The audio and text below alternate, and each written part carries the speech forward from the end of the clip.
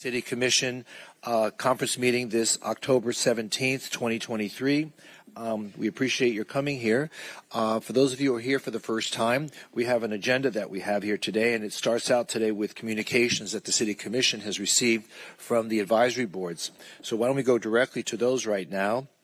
The first one is from the Sustainability Advisory Board. One of the big issues that board is targeting on is the urban forest canopy and how the Formosan termite population is starting to threaten that. Is there anybody here from the Sustainability Advisory Board? Yes. How are you, sir? Good. How are you? Right here? Yes. Now is the button pushed?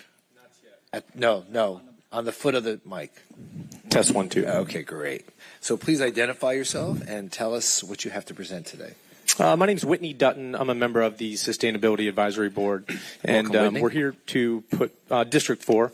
We're here to put forth a piece of communication that is a threat to one of our main goals. So the Sustainability Advisory Board has a goal to create and increase the urban forest canopy to 33% by the year 2040 and by 27% or to 27% by the year the end of 2024. And one of the big threats we're running into is the Formosan termite. This is an invasive species that is unlike anything that we've seen, and in the last 10 years has just been exploding. Some of the issues that is causing that is the reproductory rate. They can lay up to 3,000 eggs per nesting cycle, and they can also kill and take out a live oak tree, and they don't forage just on dead limbs from oak trees. So this is a big threat. Dr. Chovanec from the University of Florida came to give us a presentation and raising some serious red flags on what this is doing to our current canopy and what it can do in the future. And these rates that this termite is showing up is really alarming. Also, the infrastructure. So any type of building, wood that's involved with city buildings, public, citizens' buildings, et cetera, obviously a big threat there as well. The main ask that we have from our advisory board is to create and implement an awareness or treatment program through the citizens and through the city, most importantly to help identify this type of termite, because although it's never been eradicated, it can be controlled. And what that comes through is first awareness, and then through the treatment programs, which could be either DIY or could be done from a city initiative as well. Is there a natural predator of these termites? No, there's not. There's not, except humans. Yes. Yes. So the question is, so is there an ask that you have today from the commission? Yeah, and most importantly, so Dr. Chovanec, who is with the University of Florida, has offered free to his services to help train city staff, or at least to have an awareness program put out to staff, citizens, the Parks and Recreation Department, to be able to help identify at least when they see an infestation and what the steps then are to treat it. So Mr. Thornburg, could you please come up here for a moment?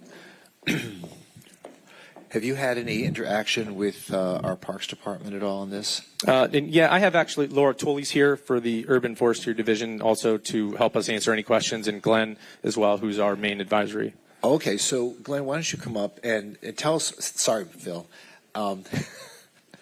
Sorry, Phil. Tell us, what is the city's response to this request by the board, and do we have a program in place that is able to rapidly respond to any infestations that are identified? We do not currently have a program that addresses this. We've done some pilot projects working with parks, and our previous urban forester had done some testing to help identify those in select parks in some of the treatment methods that Dr. Chovanec recommended. So is your department looking to the management to perhaps enlarge that program so that we can eradicate it before it gets out of control? That is something that would be a benefit to our tree canopy, so yes. Okay. Do these termites also impact houses? Yes. They do. So they're not particularly choosy in what wood they eat. They will go through anything? Right. But the trees are they're in the public space. There's some place where we have better access to it and are able to identify it. And if we can reduce the population in the trees, it's less likely to impact buildings. Okay. So, Greg, have you been approached by the Parks Department to undertake a larger scale response to this termite infestation? No. So that's something we might want to look to do in the next funding cycle, the next budget perhaps, to see if we can find money to be able to. Because I've seen the pictures. I've been to one of the neighborhood meetings where this was discussed, and it looks pretty terrifying. Yeah. I mean, in District 4, River Oaks, Shady Right. Banks, those areas, people buy in those neighborhoods specifically for the trees. I'm in the real estate profession myself, and people will literally seek out homes that have these nice, beautiful oak trees. And it's a threat to that. I mean, Rio Vista, these neighborhoods that are specifically sought out for their trees. Okay. Anyone Mr. from the Mayor? commission have any questions? Okay, thank you so much. We really appreciate it, Dutton. Thank you. Thank you. Mr. Dutton, excuse me.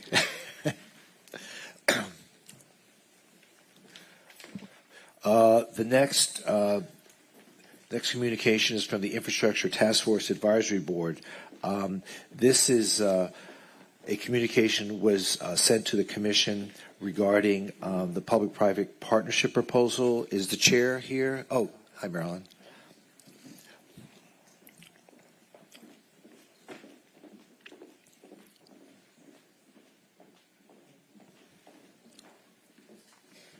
Good afternoon, Commissioners. Marilyn Milano. This is a sort of a formalization of the discussion, or one of the parts of the discussion we had with you at our workshop. We brought this up, and subsequently the full committee voted to send you that communication formally. And it's not only to give back the proposal that's been kicking around for about a year, but it's also a recommendation to you that you not accept any other unsolicited proposals for a city hall anyplace.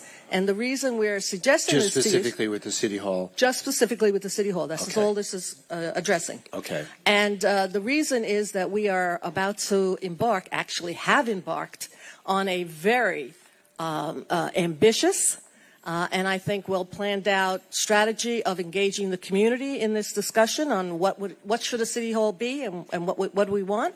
And I want to actually commend the city manager for so expeditiously bringing on the facilitator, the Dickey Consulting Group, and we've had one really very good meeting, sort of getting our arms around how we're going to do this and what information we need, and we've set a schedule for how we're going to go about this. So I think it would be, I think the committee thinks that it would be a really good idea as a show of good faith to say, okay, we're sending it back. We're not going to accept any other proposals. It's a level playing field. Everything is on the table. And once we have finished our work, then we can proceed any way you want to proceed. Thank you. You're very welcome. Thank you. Let's see. The fire rescue. Mayor, I'm sorry. I'm sorry. I had a couple of questions about that communication to the commission. On which on what we just- infrastructure task force? Yeah, thank you. Yes. So I know that when we had this discussion, and we did charge the infrastructure task force with looking at engaging the public for our city hall, a very important role. But I'm just concerned when I read through the minutes of their meeting on September 11th that the timeline just seems a little too stretched out for me. I always thought that we were going to try to do the 5 workshops between the time that we tasked them with that and then through the end of December. But this timeline takes us like through March, and I don't know, are we really going to wait, 6 months? I just want to talk about that. Well, I mean, personally, I think that I don't want to abridge the work of the committee. I think it may take some time for them to complete their job. I do want to get as much neighborhood input as possible so that no one feels like they've been left out of the process.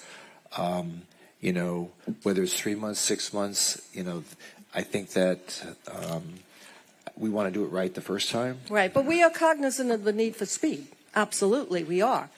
So that we are, we want the very first public outreach meeting to be spectacular. We don't want to, I don't think it's reasonable to expect citywide a group of people to come down to a meeting hall and spend their Saturday afternoon for us to just tell them, go to the website. So we need to have all of the material, or a good deal of the material, which is what, the consultant firm is putting together for us. So we're anticipating having that first meeting in the period between Thanksgiving and the holidays. That's a good period. People are, ready for that, but nothing in the holiday period. We'll do some more outreach in the holiday period from the perspective of surveys and web page engagement, et cetera, et cetera. And then we can start in January, boom, boom, boom. We can actually accelerate. We don't have to have one every month. We talked, okay, January, February, March. We can accelerate that, but we need to have enough time to put together a package of information that will be engaging to people so that we can get some good input. So we are cognizant of the need for speed. Okay, good. Thank you. I appreciate that. Again, Mayor, I bring this up only because I noticed that timeline is very different from the timeline that was originally outlined. So I'm just bringing that to everyone's attention because I really do want to see us be, cognizant of moving forward in an expeditious way. Not to say anything about taking away from the public the ability to give input, because I think this is a great process, and I'm really happy to hear that we have someone on board already getting this started. Again, I just was concerned when I saw that this was going to be a lot longer process than we originally intended. Thank you, Mayor. All right. Thank you. Back to fire rescue. Mr. Brown.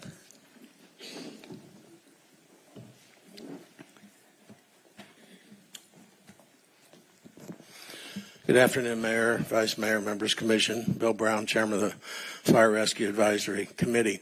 Come before you today from the committee asking the consideration of increasing the board from the current 5 members to 7.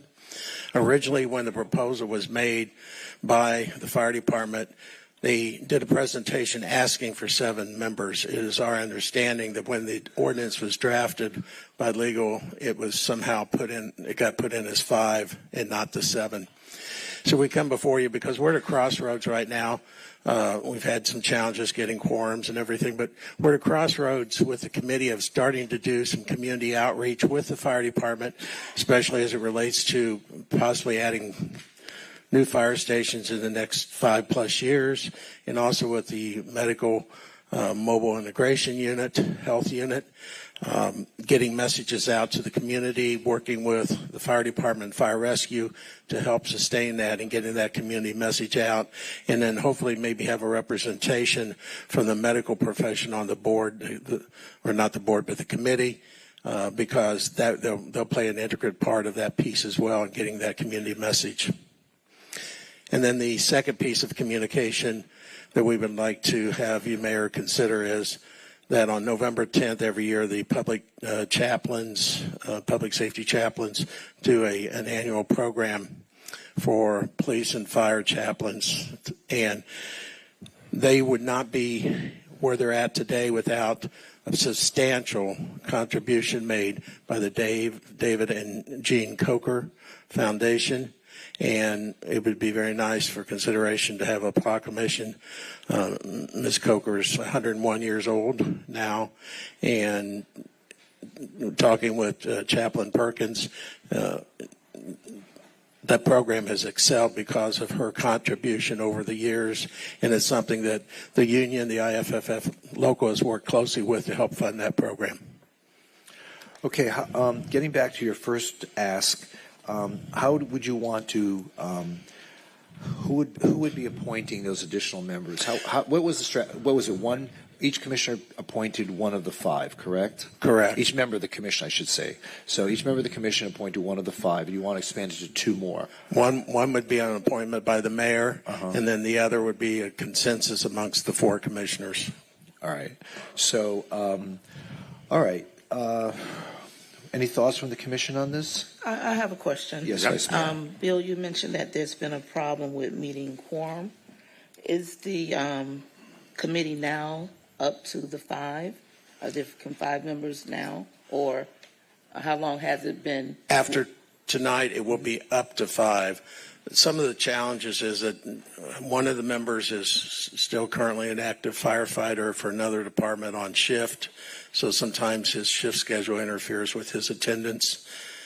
And the other is a retired firefighter from a neighboring community, but they all live in Fort Lauderdale. Okay. But they bring more of an operational background to the committee versus a community-based advisory committee. Okay, thank you for that. So I see 4 names here. So do we go at the end, or? I just no. I'll call no, upon you just a moment. okay, you can have them speak, and then I'll go at the end. I just want to ask him. I see to the vice mayor's question though. There were 4 names here. Who's the 5th? Tonight, coming before you for consideration is Dennis Uber. Okay, so that would constitute the 5th. 5th. Okay, and then you want 2 more. 2 more. Preferably one representing the medical profession, but post or pre-trauma medical emergency room, because the technology and the advanced medical care out in the field, along with the mobile integration unit, has dramatically changed over the last several years. Okay. Commissioner Sturman. A couple things. There's 4 members now, and the concept to expand it was it a 2-2 tie vote, or you discussed it? It wasn't unanimous, or what? Well, the first time it was brought up before the committee, it was a unanimous vote. Yeah. And then it came back from city legal that the wording in the ask was not properly submitted. So when we took a second vote at the next meeting to get the verbiage right, it was a 2-1 vote by the gentleman who had previously supported it. Did not support it this time, but nothing really changed in the language. Okay, here's my suggestion, Mr. Mayor. Number one is Dennis is going to be voted on for this evening, and I would just suggest 2 things. Number one, wait at least 1 more meeting for Dennis to come on, weigh in, and number 2, I mean, each one of us has 1 input, and I think if you're going to add 2 more, instead of having the mayor in a consensus, maybe have Broward Health supply the doctor, or maybe the fire bond or some other group, instead of having a 2-1-1 consensus. I think it would be more equitable if we had. But we can't allow someone to appoint our members, Commissioner. We appoint them. Now, Broward Health can nominate them or suggest them, but we have to vote on them. Okay, So I don't what are you saying? I don't understand what you're saying. I think that we should let Dennis get sworn in, get Dennis to become a member, get a feedback. I mean, they threw out a formula. I think have all 5 people come up with a decent formula how we get the other 2 on board, how we can ensure that a doctor or somebody from the ER is coming on board, and come back next time once you guys have met 1 more time, and we'll take it up then. I think that, again, there's 1 spot missing. Get the full 5 on board, give it 1 more round, and take it up at that time. Well, I respect your comments, but it appears that the chair has indicated that the 4 members have discussed this, and 1 decided not to go forward. But are you saying that these committees should not have the expertise that Mr. Brown is suggesting that the committee have in making future decisions? No, why, but I mean, why are you holding they're back on the on verge wanting... of having 1 more member in there, and I just It's not a matter of members; it's a matter of the expertise that another member would bring. It's not just numbers; it's the expertise. So, are you against having that expertise added to the board? No, but it's how we're choosing them. That's the issue. How we're choosing them, right? So you have an aversion to the mayor choosing 1 and the commissioner choosing the other. You already are choosing 1. Maybe it doesn't matter to so me. We'll have 2 consensus then. We can make the whole 2 consensus. Okay, fine. And that's fine. Mayor, I don't suffer from megalomania here, so I'm in favor of the recommendation of the committee. If that's what they feel is best, I'm supportive of that. I have no problem with the mayor making an appointment and a consensus of the commission as the other appointment. They do seem to be struggling with quorum. I think even yesterday they had a meeting that was scheduled and they could not meet because of no quorum, so this gives them a little extra cushion. 7 is not a difficult number to manage. Some of our committees and boards have upwards of 10, 11, 12 people, so I'm supportive of what they're requesting. All right. Anyone else on the commission have any comments? Well, I do think that, we will have us as commission appoint them. I still think it should be 1, 1, 1, 1, and then 2 consensus. But the other thing is, I think we, like I mentioned, just reach out to Broward to get their input, who they'd like to nominate to go forward, so we have their input with it. Is there anybody else that have any comments on this? I just want to circle back around to my Sure. question as well. Sure. Back to the problem with the quorum. What, with the 4, what constitutes the quorum? 3. 3. Okay. And with the quorum that you've, how many meetings have you had to postpone? Because I'm trying to figure out where the problem lies with the number that you have. Is it only quorum? Well, quorum would determine if you have the meeting. Is it truly impacting meeting opportunities? We've had to cancel 2 now, one earlier because of lack of a quorum, and yesterday, and most of the time since we've been meeting since April, we've only had an average of 3 members sitting there, and it's somewhat challenging to have a good input of a cross-section of the community with just 3 people at a meeting. And I might also add that, and the chief's here from the fire department, but the staff of the fire department supports this recommendation as well. Okay. Mayor, would we have to do something with regards to the enabling legislation? Wouldn't we have to do a new ordinance if we are going to increase the number, Dwayne? We would have to amend their resolution. Would that just be one reading? Yes, sir. Okay. Just one reading. Thank you. Well, I'm in favor of staying with what we have, adding the 5th person. I don't want to, I'm not in agreement with adding 2 additional members at this time. All right. Commissioner Herbst, what are your thoughts? I kind of agree with Vice Mayor as well as with Commissioner Sturman. I think we should get the final person on board, and let's see how it works for a little while. I don't think we need to rush this. I understand the problems in getting a quorum, but when you don't have enough people appointed, then it's going to be difficult to get a quorum. Same thing if we move to 7 or 9. If we don't appoint people, you're not going to get a quorum. So I think now that we've got full complement on the board, let's just see how it works out. Well, I don't think it's a question of numbers. Again, I think it's a question of expertise. Well, we've heard 2 things. Does Dennis Elmer bring expertise? I'm sorry, Mayor. So most of the commentary that I've heard so far has been about the lack of a quorum. So there was one comment about expertise. And actually, I think the conversation went in a different direction. The expertise that's there from the firefighters, I believe Mr. Brown said he's concerned about too much representation from experts and that he wants to bring in more of a community approach. So that's a little bit different than saying we need expertise.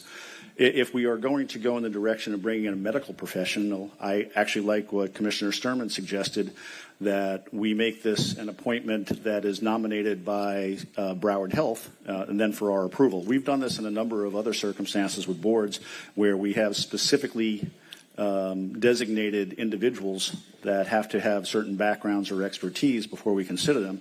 And so I would absolutely, if we are to consider this, go along with Commissioner Sturman's idea that we allow Broward Health to nominate somebody for that position. So, but I think right now we can just move forward with what we've got, see how it works out. And if it continues to be a problem, bring it back. We could always review this at a point down the road in a month or 2. I don't see a sense of urgency just now. Okay. Sorry, Mr. Brown. And that's okay. And just to point out, the current resolution designates that one person represent the medical health community. So do we have that now? If Jackie Scott, who was an ER nurse 30 years ago, who's nothing personal, but pre-hospital trauma care has changed a lot in 30 years. Okay. All right, well. Yeah, I just wanted to ask Dwayne a question. Dwayne, off the top of your head, do you know how many boards or committees have only 5 members on their committees or boards? Is that a low number? Sorry, Commissioner, I don't have that information. Okay, David maybe might know. Is that a low number for boards and committees? I don't know it, but our office can research and get back to you. Yeah, I would just like to know, what are our typical boards and committees? 5 just seems really low to me. I'll take a look and get back to you. Okay, thank you. Camille, if you're hearing this, thanks. Okay. there another level? Better luck next time, Mr. Brown.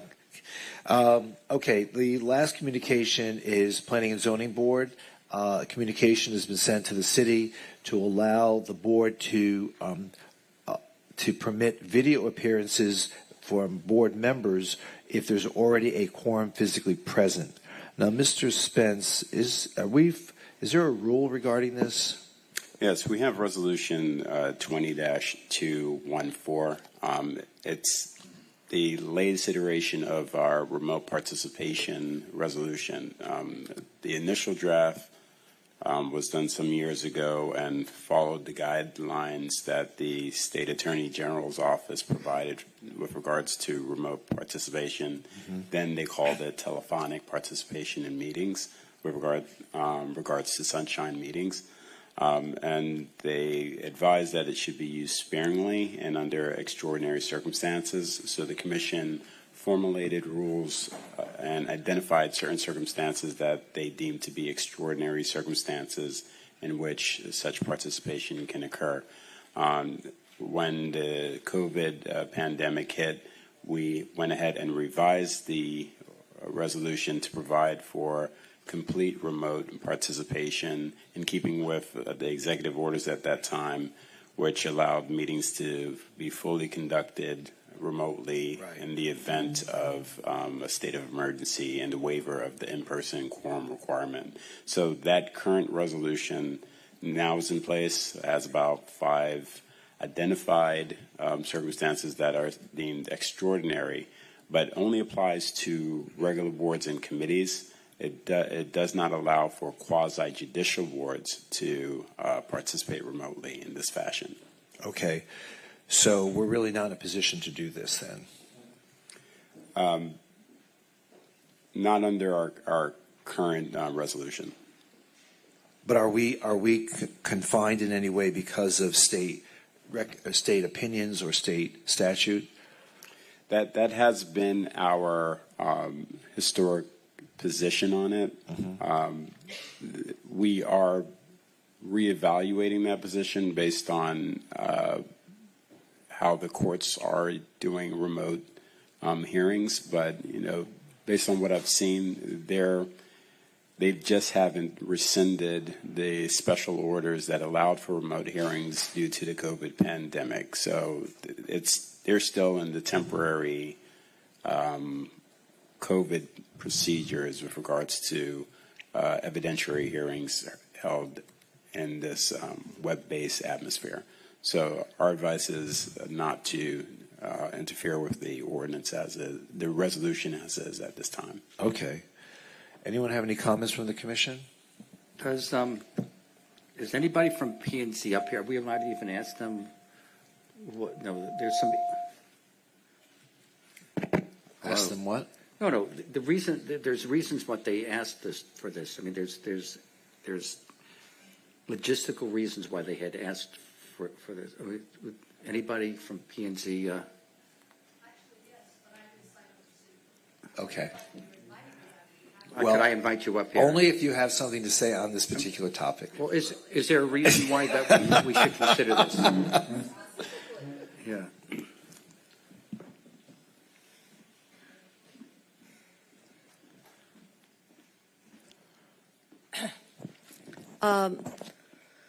The Planning and Zoning Board had a big discussion about this at our last meeting because several members have had experience where they've had to be out of town, a sick mother, or whatever, and they were not allowed to even be on a Zoom, and certainly not to participate on a Zoom. And this is a problem you heard just previously, the last speaker. There is a problem with getting quorums and getting representatives of the boards at the meetings. And if we're going to jump forward into this new age, this new era of AI and video conferencing, this is like old news, guys. The ability of members of boards to participate remotely, it's the future. I was on a Zoom the other day. One person was in a car in Sarasota in the rain. One person was in Norway. One person was on the Bright Line, and I was sitting in my office with the rain pouring down, and there was no way I was going to get to a meeting. And yet you had a very productive meeting. So I think that even though the council is timid about this and does not want to upset the apple cart at this time, I appreciate where they're coming from. I think that it would behoove you to at least direct the council to explore the possibility of modifying the current resolution, which prohibits members of the boards from participating remotely and actually voting remotely. That's all I have to say. That was the basis of our discussion and the reason that recommendation came to you. Okay. It's the future. Okay, well, not to put you on the spot, Mr. City Attorney, well, momentarily, Mr. City Attorney, but it would be something you could research the possibilities. No, we're actively looking into it. Okay. I mean, very candidly, what the experience during the COVID pandemic has law, like any other industry, has kind of reevaluated based on how they performed during the pandemic. But, existing law still is existing law, even with the challenges with regards to using telephonic or web-based participation, remote participation. If you recall, those of you that were here at the beginning of the pandemic, there was even a question as to whether or not we could go fully remote because state law required an in-person quorum. And the legislature amended the law to address that issue, but many of the things that restrict us, they didn't go all that way. They only now allow us to go remote during states of emergency where that in-person quorum requirement is specifically waived by the governor in his emergency orders. So because they're taking that slow pace, we're also following suit because they really haven't, even with the advice from the Attorney General's office with regards to the restrictions that this requirement has on local government, they didn't really go far enough to allow what's being asked. Mayor, Yeah. if I may, I think the key here is that this is a quasi-judicial board, the planning and zoning. We might be able to look at this for perhaps other boards and committees and task forces that are not quasi-judicial. But I think the fact that it is a quasi-judicial board, it just adds another element to it. I was reading in the minutes of that September 27th discussion, and I know the chair who actually voted against this communication just felt that during COVID, when people were participating during Zoom meetings, things like that, that some of the meetings were difficult to follow. Not all presentations were correctly posted. Public had difficulty also seeing some of that. So there were issues that made some people feel less comfortable with letting quasi-judicial board members participate remotely. I don't think there's a rush on this. I tend to agree with the chair of the Planning and Zoning Board, who said that there's no reason to do this now, that people should probably, in a quasi-judicial setting, be present to see if something happens at a meeting that you might not be able to capture remotely. And I also find that the communication that deals with permitting no more than 3 times a year for this for individual members, that's just an arbitrary number, and I don't know how you could actually back that up. Why 3 times a year? Why not 4, 5, 6? What's 3 times a year? So, well, I think, look, the folks that sit on these committees and boards, they do it as a volunteer, and I personally understand how difficult it is sometimes to make a physical appearance somewhere. At the same time, there are requirements that help facilitate the ability of a committee to function. In planning and zoning, if a developer's bringing in charts and maps and all that, it's very hard to see that off camera, and it does complicate it. But I think there's definitely merit in some way. Maybe it's the non-quasi-judicial groups that should be able to meet remotely. But I do think that we should examine it because even asking people to participate in some of these boards. I mean, just look at the fire board that can't even get a quorum. It's hard to get people to participate, especially if they travel, they have family emergencies. We still want people to be part of the process. So let's think of what next steps could be here. I think people should be able to participate remotely. Now, the Planning and Zoning Board said as long as there's a physical quorum present, then anybody beyond the physical quorum should be able to appear by video conferencing. So, I mean, that's one step in the right direction, I guess. So maybe we can work towards that, but we'd have to change the ordinance. I just don't want to, the reason why I asked you at the beginning is just going to overstep our bounds. Is there anything at the state level that prevents us from changing the physical requirement to attend a meeting? I want to make sure we're not going to be violating state law. And that's what we're evaluating. Okay, so you'll get back to us on that. Right, because the opinions of the State Attorney General's office have been admittedly conservative by their office, but they haven't changed much. I think as it stands now, we would be violating what the state has ruled, and that's my concern. I'm just not, I don't know if we need to get into that battle right now over this, but we can certainly pursue it. But I think right now we would be in conflict with what the state is ruling on this issue. All right, so if you can get back to us on that, that would be great. Thank you, Dwayne. Mayor, I'd like to kind of weigh in on that. So I am in agreement with Marilyn on this particular issue. I think that we need to move forward with the times. And I acknowledge that when we all started using Zoom and team meetings, that initially there was some challenges as we learned to navigate that. But I think we've moved past that as a society. I do probably at this point the majority of my meetings are on Zoom, and I'm talking to developers, and they're showing me their plans, and actually it works very well. And particularly we've got developers that are out of town that are able to present to us without having to fly down here. It makes a lot more sense. We can get 8-10 people onto a Teams meeting that would be inconvenient to try and do in person. So I think we need to do whatever we can to advance this. I think this is a step in the right direction. So I would encourage you, Dwayne, to continue to find ways to facilitate this. Again, I think progress has to move forward, not look in the rearview mirror. Thank you.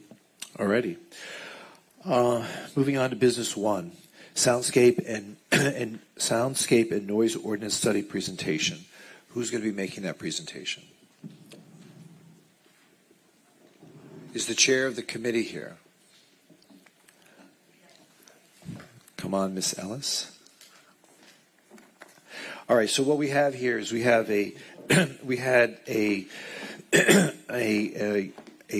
board that was established by the City Commission, and the purpose of the committee was to examine noise issues within our. Can you come up? Yeah. Mr. Mayor. Yes, please. Good afternoon. Oh, hi. Hold on. Before you start. Just to put this into context for those of you who are here new to this proceeding, we established a noise control advisory committee, which was in response to community concern about the excessive levels of noise that we were experiencing here. As a result of a 2-year effort, the committee has now come to us with this very extensive study and proposal, which we will now hear about. Please. Good afternoon, Mr. Mayor, Vice Mayor, Commissioner, City Manager, City Attorney. So in 2020, the city saw an increase in noise complaints. At that time, we had some challenges with having effective and accurate measurements based on the way that Chapter 17 noise control is written. We also had a challenge with voluntary compliance due to challenges on ordinance interpretation. And whenever community enhancement and compliance as a division would go before the magistrate, in many instances, the city did not prevail in enforcement of noise violations. Following that 2020 increase in complaints in our inability to effectively enforce the noise ordinance, in 2021, the Noise Control Advisory Committee was established. By September of 2021, the committee looked to have an actual consultant come on board and do a soundscape study. And in 2022, we executed a contract with Seaby & Associates Over the past year, the Noise Control Advisory Committee, city staff, and the consultant have worked together to do residential, commercial soundscapes throughout the city. And today you're going to initially hear from the consultant with their report and their findings. Following that, I'll discuss the 8 comments that the Noise Control Advisory had for the consultant's report, and then we'll be open to any questions or follow-up that you all have. Great. Gina, do you have any additional comments you'd like to make? No, Mr. Mayor, I think if my committee could stand, most of them are here. Come on, guys, get up. Wake up. We had a very diverse committee, from businesses to residents, to a little bit of everything, to be assured that we addressed all of the issues that we see citywide. And that's automotive, boat, sound, and just ambient noises of a thriving city. Okay. So I believe the consultant will give you his findings, and that Portia will give you some of the comments that the committee had that followed. Okay, great. Thank you. Thank you. And thank you for your, your commitment to making this come to this point. I know it's taken a long time and a lot of your hours, so we appreciate all the work that you've done. So, consultants, tell us what you found. Sure. Good afternoon, Mr. Mayor, Vice Mayor, Commissioners, City Manager, City staff, residents, and everyone else. My name's Gary Seabine. I'm a senior principal with Seabine Associates, Inc. We're a specialty sound, vibration, and AV consulting firm. I'm here with Keely Seabine, a principal with the firm, and Professor Martin Gold from the University of Florida School of Architecture. Collectively, Seabine Associates and UF formed the Soundscape team to assist the Noise Control Advisory Committee and the City Development Services Department address noise concerns in the city, and to propose possible adjustments to the noise ordinance to help the city achieve a balance between vibrant urban life, day and night, and quality of life for residents.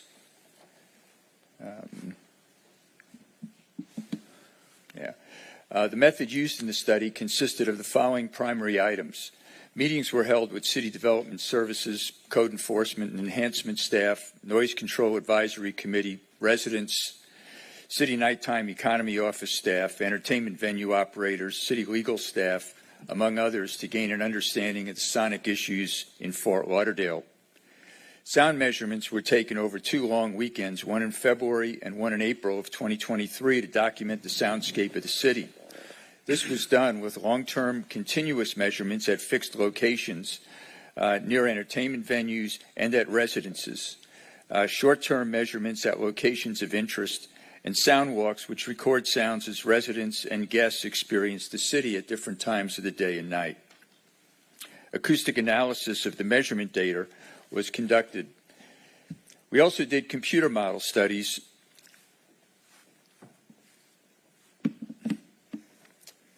of special sound propagation situations, including propagation of low frequency or bass sounds, which was a particular concern among many that we discussed issues with, sound propagation at grade into upper levels of high-rise buildings, because these are very different situations where sounds can be quite normal at grade but actually elevated at upper levels of high-rise buildings, operable acoustic features in buildings, sound transmission through building facades, and the effects of sound buildup in urban environments, among others.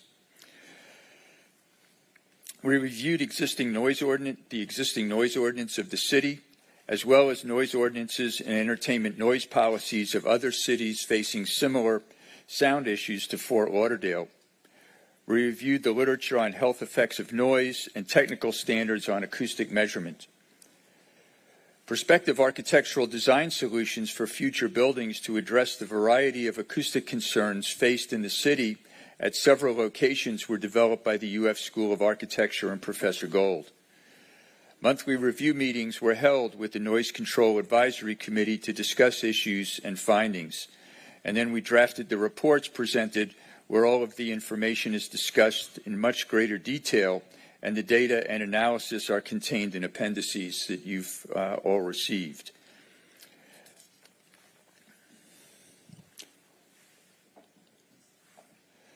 An executive summary of the major findings and recommendations has taken the form of a list of potential action items for the city to consider implementing to fine-tune the noise ordinance to improve the balance between vibrant urban nightlife and residential quality of life. The action items include maintaining and enforcing the current sound level limits in the ordinance. These levels are generally reasonable and are supported by statistical analysis of the data. There are currently some entertainment venues that exceed current sound level limits by significant amounts, and so enforcement of this should also be a priority. Consider using a C-weighted metric in addition to the A-weighted metric in all zoning categories that's about 10 dB higher than the A-weighted sound level limit to account for low frequency or bass sounds that are a concern in the community, and possibly reduce the dBc to dBA difference to 5 dB late at night. There were some locations in the city where minute-by-minute sounds recorded for days on end never got below 55 or 60 dB, and we're suggesting that it might be possible to raise the nighttime sound level limit to 55 dBA in areas of the city where the ambient sound levels are always higher than this. The areas where this occurred were in some of the built-up areas of the city, for example, the area right around the wharf by the Riverwalk there, and A1A and Seabreeze areas where there's just volumes of traffic day and night. And to keep the current 50 dBA sound level limit in other residential areas of the city at night. I'll turn this over to Keely now to continue discussing the recommendations. Good afternoon. So in our discussions with the committee and in our measurements, we found that a particular challenge in this kind of environment where there are potentially multiple entertainment venues that are all operating in and around the same area is a challenge of isolating one particular venue from another without other sound levels impeding. In some areas, the entertainment districts, there may be only one venue, or there are venues, but they're located far enough apart where this really isn't an issue. However, there are a number of locations where there are venues in close proximity. And when you do attempt to measure, you cannot get the isolated sound level from just one venue. So one particular strategy that could be considered to account for this is potentially the voluntary use of sound level monitoring systems that are installed in a venue so that they can ensure compliance and provide proof of compliance. This is a relatively inexpensive, simple system that can be set up and gives the ability to maintain accurate data. Another option could be for code enforcement to take a measurement at 5 feet and subtract 10 decibels from the sound level to account for the potential adding of 10 venues nearby.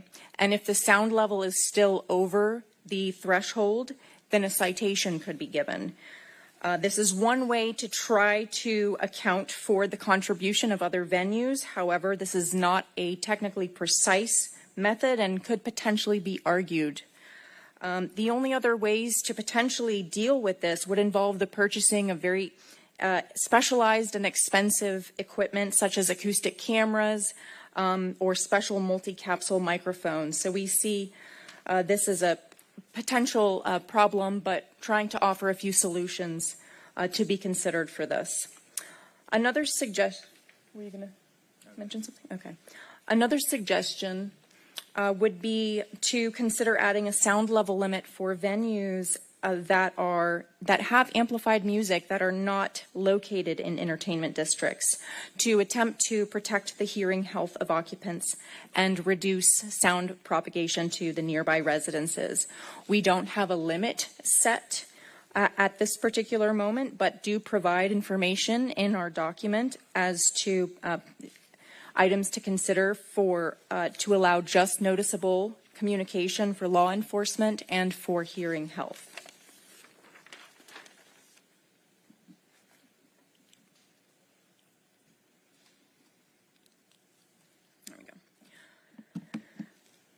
As part of our long-term measurements, we had a number of meters located. Oh, actually, did you want to jump in? And Yeah. Okay, go ahead. There are two items that go hand in hand to be able to enforce sounds propagating from the entertainment districts, especially for those venues that currently exceed the sound level limit. One is to add compliance not only at the source but also at potential receiver locations with residential sound level limits applied for residential properties greater than 600 feet from entertainment districts. This is because originally the entertainment districts were located, and part of their the legislation that enacted them stated that there could be no residential properties within 600 feet. And when you calculate sound level decays with distance, if you're 600 feet or more from an entertainment district and the venues are operating at the levels in the ordinance, their sound levels should be below compliance of the residential sound level limit. The second is to allow code enforcement to monitor sound levels at the source without having to have a complaint to respond to. Because right now there are a number of venues when we were there that are operating instead of at 85 dBA and 95 dBc or at 90, 95, 100 dBA and 105, 110 dBc, like way above the current sound level limits. But there's no complainant there. So anyway. And just to add to that discussion, as part of the long-term measurements that we had provided, a number of the meters were actually located on residences' balconies, elevated, so that we could measure sound levels at an elevated area as opposed to only on grade, to try to understand if there was a difference in sound levels on grade versus up high. And indeed, we found the results showed very large differences of 10 to 20 dB for residences that are up high. This is because they're not shielded by a lot of the other buildings, and they have a direct line of acoustic sight from the entertainment venues to their balconies. This also coupled with the fact that low frequency sounds are able to travel hundreds of feet in these conditions. So we do have a recommendation that the receiver location is measured at the property line where the noise is heard, as opposed to on grade, where the sound level and acoustic environment may be completely different. We had already talked about the potential need for the sound level limit in venues other than these special entertainment districts. And we understand that the staff currently use appropriate methodology and instrumentation and recommend the use of ANSI and ASTM standards for the measurements of sounds for some of just the finer details of these measurements. We also understand that the city has new sound level meters that can log both A and C weighted sound levels, which is great. And we just ask that consideration be given to using type 1 meters, if that is not already in place, to provide even more accuracy. We also understand that the enforcement staff are trained well, and just would suggest to kind of augment this as potentially a yearly or biannual training in sound level measurements so that they are staying current. I have a question. If we could go back to the enforcement of sound levels, yes, section 17-3. It indicates there's limits with no need for a complaint. Yes.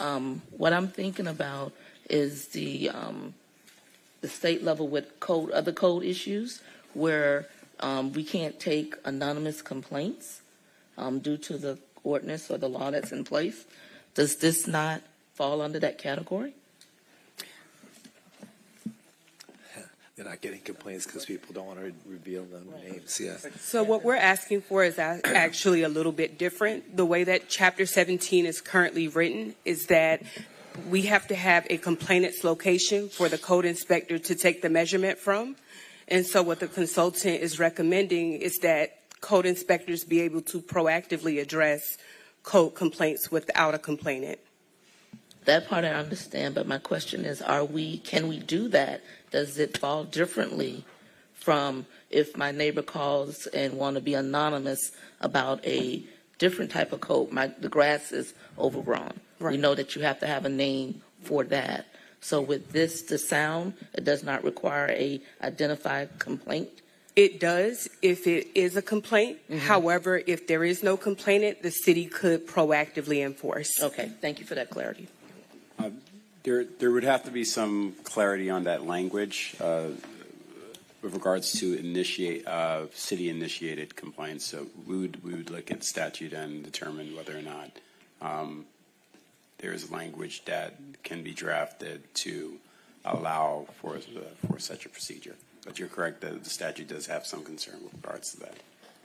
Thank you. Let me weigh in on that. So I've always understood that code enforcement is able to notice a violation if they observe something when they're out and about as they're driving around. So if they're driving down the street and they see trash, they can issue a violation. If they see grass that's 3 feet tall, they could issue a violation.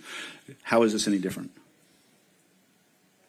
The devil's in the details. Okay. And so, with regards to sound, there's typically someone who complains about sound. So it's the mechanism by which we're determining that the code is violated. So the concept is okay with regards to that, but So as long as they're walking around the entertainment district and they happen to hear, a very enthusiastic musical performance, they could then take it upon themselves to pull out their noise meter and. I think there were some other suggestions that were presented that get us to that place, but that could be possibly one of the things. Okay, and that would also then apply as well to some of the problems that I'm having in my district where we've got parties going on because we've got a lot of short-term rentals that look at Fort Lauderdale as a party place to come and engage in loud, boisterous, disruptive events in my neighborhoods, my residential neighborhoods. So if code happened to be, walking past. And that's where the details need to be evaluated. I just want to make sure that we encompass that because that's actually the biggest problem that I'm facing in my district, and I'm sure some of the other ones, is with our short-term rental operators who are not good neighbors.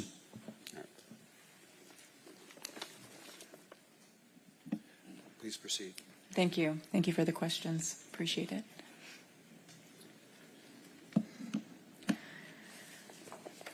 So in many large cities that we looked at that are kind of similar to the kind of vibrancy and growth such as Austin, New York City, et cetera, who have a very large, dense urban area and vibrant nightlife, there are actually planning and code requirements that are dedicated to entertainment venues or places with amplified music. Those include requiring noise impact studies. They also could include planning of audio systems, notification of residents who live within a certain radius, and proposed mitigation systems to the actual building infrastructure itself. These are highlighted in one of our appendices, but we are just proposing the need for a noise impact study to be tied with the planning approvals process. We've also included a table of what we call a noise level reduction that can be achieved with either typical construction assemblies, with enhanced acoustic assemblies, and those that are just unachievable based on the sound level that is currently present in an area. And so just want to bring this up as something for consideration. We also, along with this, is the concept of vertical zoning, so to help reduce sound transmission between the elements within a building itself by grouping the noise-producing elements in one zone, providing buffer spaces between the noise-producing elements and the potential residential, and providing appropriate building assemblies for the floors, the ceilings, the walls, et cetera, so that we're making sure that our buildings are enabling a environment that is suited to allow the multiple occupancies. We understand that the city has enacted new procedures for dealing with loud vehicles that have been successful.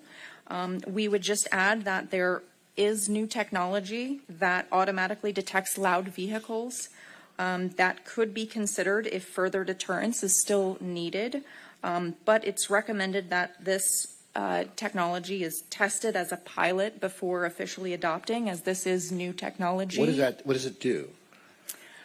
Pardon? So let's say it detects a sound level above the permitted sound level. What does it do? Does it send off an alarm? Does it take a picture of the license plate and send you a ticket? Yeah, essentially, some of the systems, as I mentioned, they're very, very new. There's a few cities around the world that have implemented this. I have spoken to several manufacturers, and yes, they're able to detect the loud vehicles, take a picture of the license plate, and then have an integrated system with I'm assuming the police force to be able to issue an automated ticket. But like I said, very new technology, needs to probably be tested and piloted. Just, want you to be aware there are kind of cutting edge solutions that might be helpful for this very difficult issue because of the transient nature of cars and motorcycles driving by. Mr. Mayor? Yes. We actually tried to do a pilot and actually even opened a purchase order, but we did not proceed because of the false positives, and then it's too new to even try out. Okay. About a year ago. Okay. Good to know. Interesting. Thank you. Thank you. And then lastly, just any changes that would be made would be enacted on a trial basis. So for a period of 6 months or so to kind of allow enough warning and knowledge without the use of any penalties, and then another 6 months or so to help establishments come into compliance. So I think that kind of summarizes the executive summary that we had prepared. We do have the main points kind of put into a prioritized list for immediate term consideration, near term consideration. Mean the short list of 34 recommendations? Yeah, there's a little bit to this. I'm sorry, it's not advancing. Oh, here we go. Near term and long-term solutions. And these are included in Table 11 at the end of the report. Right. We also have just, for your information, a markup of the existing noise ordinance with just some of these overlaid on top of it as well, so you can just kind of see where they fit in. And I think that's really our presentation. We do have a number of slides that are kind of backup, but I think Portia was wanting to speak a little bit more. So thank you so much for your time. Thank you. And thank you for your work. It's very comprehensive, and I still haven't dug into the whole 300 and some odd pages of it. I've done a lot of it, though. But Portia, do you want to summarize for us today? I do. So I have 8 comments from the Noise Control Advisory Committee that they wish for me to read to the Commission. Okay. So the first highlight is that during the committee meetings, items such as vehicular noise were brought forth and addressed by the committee and legal, as well as the police department. The police department did put a task force in place to curb the amount of complaints, and the committee felt that the police department was mostly successful based on the resources that they provided to that task force. Code enforcement staff also acquired state-of-the-art equipment, trained their staff, and added 3 additional inspectors during the term of the committee. This increased training resulted in an improvement in enforcement, and an increase in the number of valid sound complaints was reduced significantly based on code enforcement. The committee also felt that the increased enforcement was a major catalyst for the decrease in violations and complaints. Third item is that after much discussion, the committee centered on the types of noise complaints that were received by city staff, and that through the evaluation of those complaints and research, they determined that DBC levels played a large role in sound complaints. We discussed a lot the base levels. With those base levels and recommendations, we discussed how to address the incidents and how they're included in the consultant's report. Fourth item is that... When you say base? Yes. Okay. The fourth item is that the committee questioned the use of plainly audible. There was a lot of discussion concerning the standard, as it could not be clearly defined or measured consistently and had held many challenges in court that were not successful. The committee does not support the use of the term plainly audible in the findings. Fifth item is that the committee did not support interior sound level. Monitoring of establishments as a voluntary option for acoustic cameras. They did not support audible standards that are measurable by code enforcement are sufficient to address these issues. Sixth item is that the committee did not support establishing building definitions to address sound as a part of this study. While looking forward, the commission may determine later that this is a subject for further study. Item 7 is not addressed is that the committee asks to have considered a penalty for repeat offenders and how that penalty could be applied. Last item is that the committee does support a 6-month trial of changes recommended by the consultant and included in the report. Okay, great. Thank you, Portia. Thank you. Before I open it up to questions from the commission, there are a couple of people that have asked to speak. Deb Motwani. Deb, did you want to speak? And also Ted. Ted, are you still here? Oh, there you are, Ted. So, Deb, did you want to speak or answer questions? Okay. Ted and Sarah, did you want to speak?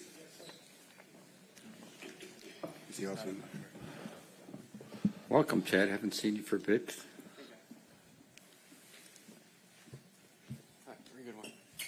Well, hello, my name is Ted and Sarah. Great work. It just seems a little hypocritical to me that suddenly that the city is very concerned with noise levels and the residential way of life and the quality of life. Here it comes. When we brought on so much also the same sort of agreement with the pickleball courts in the middle of a residential area. These people downtown, they kind of knew where they were moving to. I mean, they're moving into the entertainment district where Edgewood is a strictly residential neighborhood. And we had, as you said, it's going to be 90 decibels, dBs, for 2 pickleball courts. Now we're talking 42 pickleball courts on water, which carries the sound even more so. And there was just any lack of concern by this commission because we were cut off after our 2 minutes. Kitty McGowan had some great information. We all had information. And there just seemed to be any lack of concern until it involves the downtown area, the wharf area, A1A. But I'm sorry, as long as Edgewood, the quality of residential life really did not matter to this commission. Thank you. Thank you. Anyone else wish to speak on this item? Okay, anyone from the commission? Commissioner Herbst. Oh, yes, Dev?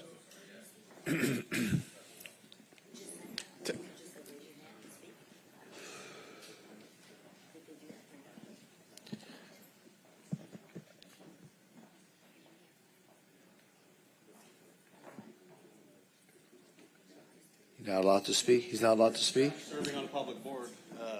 He's not allowed to speak? It's a member of the same board as Ms. Ellis. Oh. And it's an item that could foreseeably come before their board. Oh, okay. I get it. You're right. Sorry. I'm sure you would have pearls of wisdom to share with us, but... Oh, okay. You're very welcome. Okay.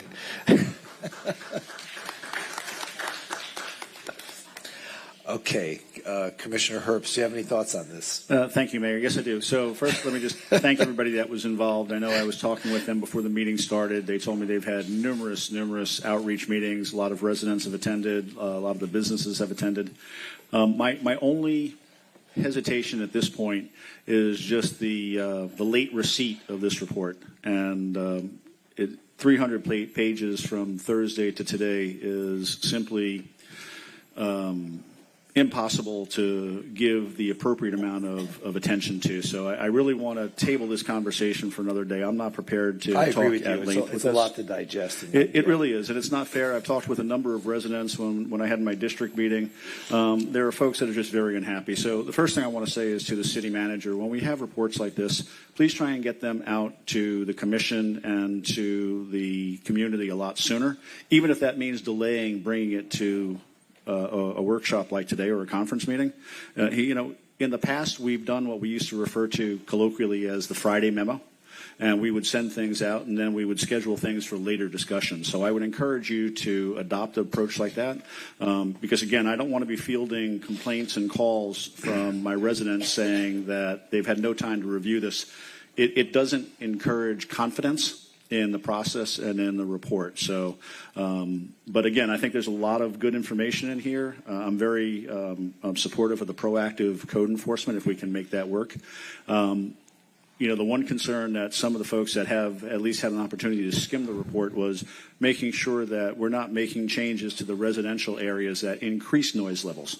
I understand if we're in an entertainment district, I'll refer back actually to one of the meetings I attended many, many years ago with Mayor Naugel, and we had a resident from the Symphony right next door that was complaining about how he could hear the noise coming from America's backyard in his apartment with the hurricane doors closed in his bathroom. And he must have superb hearing because there's no way in hell he heard that. But Mayor Naugel pointed out, you moved to an entertainment district. That's why the building was built down here. That's the whole point of this neighborhood. So I do think we need to differentiate, you know, between the downtown entertainment districts, possibly the beach entertainment districts, and our other residential neighborhoods. We have some areas within District 1 where we have residential that backs right up to like Oakland Park Boulevard and commercial uses. And we've got ongoing complaints related to that. So we need to be very, very sensitive when we look at the residential areas and just make sure that we're not increasing the noise levels that, that folks are going to have to put up with when they're trying to get a good night's sleep. But I then come back to, I need more time on this. Okay, Vice Mayor? Yes, also I would like to thank the staff for everything they did presenting this. Well done. Also to the board that's been actively addressing this. I don't have any comments to this. I do, too, need to go deeper in the report, but I am excited with what has been presented, and I look forward to diving deeper into it. Thank you. Okay. Commissioner Glassman? Yes, thank you, Mayor. Also want to echo my colleagues' comments to staff and to the committee who worked on this. Great work. Thank you so much for all of the time into this. This is a very comprehensive report. I agree it's probably a lot to digest in a short period of time, but it's a good start, and I didn't mind reading and delving into it because this is only the beginning of this conversation. I'm sure we're going to have a lot more opportunities to go deeper, and I'm sure that the committee will also be meeting and digging in deeper because there's a lot here. So I really want to thank, is it pronounced Seibine? Seibine, thank you so much. This was very thorough, and thank you so much for working so hard on this and putting this together. It's terrific, really, when you look at the level of detail, and I think we have a lot to learn from it. I think we also have a lot to learn from those other cities that you mentioned, because sometimes it's just not necessary to reinvent the wheel.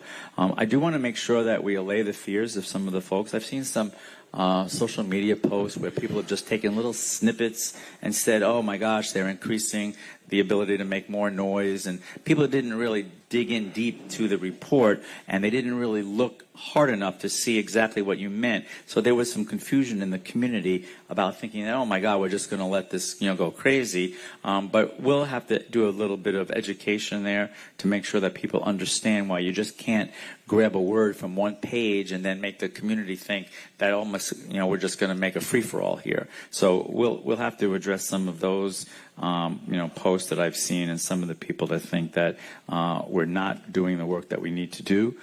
For me, you can have as many ordinances you like. You can just go crazy with ordinances, but for me, the key here will also be the enforcement.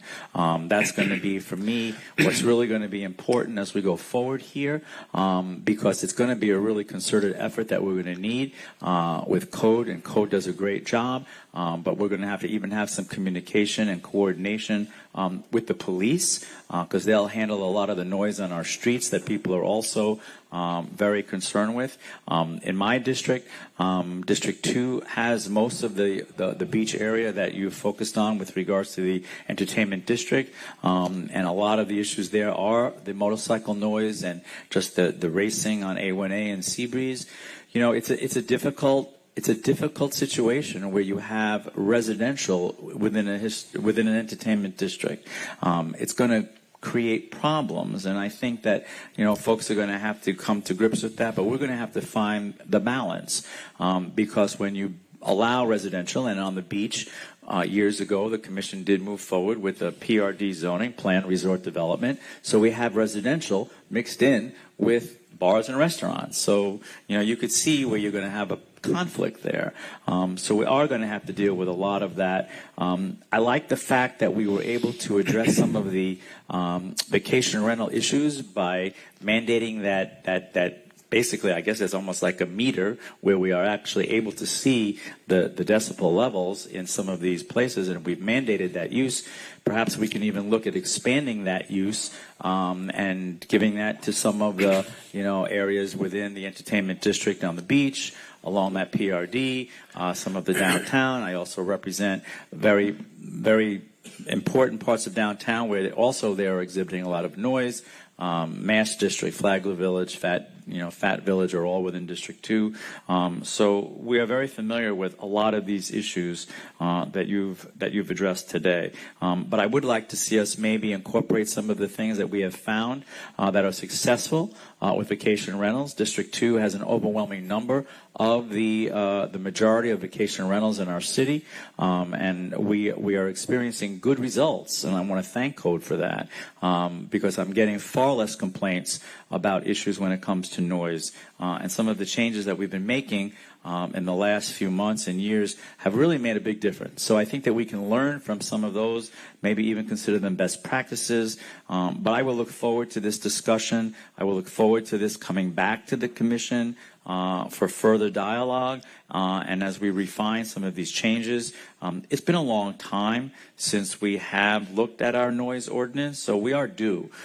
We're due for bringing this into the current times. But again, I just want to thank everybody that has something to do with this because I think this work product is really excellent. Thank you. Thank you, Commissioner. Commissioner Sturman. Okay, I want to start by, I know you did it, but once again, if the committee could stand up one more time, I want to thank you guys. This is a very important thing. Thank you so much for your time. Okay. Same thing with staff and Florida Gator over there. Go Gators, 100%. Okay. As a couple of things, in addition to quality of life, which is a huge thing with noise, it does have health effects, and obviously that always bounces back to me with the health issues: hypertension, stress, anxiety, sleep disorder, GI problems, arrhythmia, headache, heart attacks. And I've moved into a wonderful neighborhood many years ago and had noise issues that made life a living hell. So this is a critical issue, especially within my district, where I'm particularly affected, my neighbors. I agree with my colleagues here about wanting to table it, but I have one thing they don't have. I have my props. What is that? I love show and tell. A lot of my neighbors would want to be here today, but they're home reading this. So I agree wholeheartedly with all my colleagues up here that it's something we should bring back at a later time, delve into it. There's a lot here, and thank you very much for all your work. Okay, thank you, Commissioner. Like Commissioner Glassman said, this is just the first step, and I appreciate the work of the committee. Portia, thank you always for your great work and your dedication to this and other issues. Thank you so much. And I also want to thank our consultants for the great work and the enormous level of detail that Commissioner Sturman is so happy to point out to us this afternoon. But if we can now continue the collaboration between yourself and the committee and begin to promulgate an ordinance or ordinances to be able to encapsulate the expectations of this community in terms of trying to tamp down on some of the noise. I guess I'll have to get rid of my boombox from the back seat of my car, but we all have to make sacrifices. But thank you again, committee, and yeah. Thank you again, committee, and everybody involved in this, and we appreciate your work today. Thank you so much. Oh, Greg, did you want to add to this? So Sorry. is there any specific timeline where you would like for us to Well, come sooner back? than later, but can we do it like in the next 90 days? Do you think we could have some something to show the commission? And that should give everyone enough time to read the report. Will that give you enough time, Commissioner Sturman? 90 days, yeah. I think so. I mean, Okay. it could be, doesn't have to be 90 days. It could be a little more. No, but I'm saying if they can come back to us with proposed ordinances that we can review and then make a decision either that night or some future meeting, at least we'll have something, a draft form of something that the commission can consider. Maybe at a conference meeting that we don't really have to vote on it, just have something, a draft. We will share it with neighbors via all channels. Make sure everyone can see Is on board the with report it. Yeah. and educate, as you all have mentioned, so that you all have enough time. Everyone has enough time to understand how this, the recommendations will help improve the situation. Mayor, could I only add one thing? Sure, go ahead. I think it would be better for the manager to have those outreach meetings, which I think will be great. I'd like to see it come back to us before they start putting an ordinance together, because we may have some input that would help staff guide them in what we would like to see in the ordinance. Sure. It's helpful for staff if they know where the commission's direction is, rather than trying to put something together and anticipate what we want and then have us tear it apart. So I think it'd be better for staff and better for us if we have that meeting first and then allow them to go ahead and put together an ordinance based on our feedback. So 60 days. So what are you envisioning? It come back at conference? Yeah, come back at conference, Okay. kind of like what we're doing now. I promise I will have read through this by the Thanksgiving and Christmas holidays. Well, a lot of it was just technical data, which is summarized in your talking points, your executive summary. So, I mean, unless you're a scientist, I don't know if we could all really understand it anyway. But no, I think that would also give time for staff to have these outreach meetings as well. Because with the holidays coming up, one thing that I can tell you, based on my experience, is trying to coordinate any sort of outreach efforts around this time of year starts getting a little bit more challenging, and so people are just not available. So I would say 60 days, come bring it back to us at a conference meeting, and then they can go forward with putting together a draft ordinance after that. Okay, great. Alrighty. John, thanks. Excellent. Thanks, John. Okay. All right, very good. Moving on to business 2, presentation public-private partnership draft ordinance. A couple of people have signed up to speak. I got to excuse myself from this meeting. I'll be back in about 30 minutes.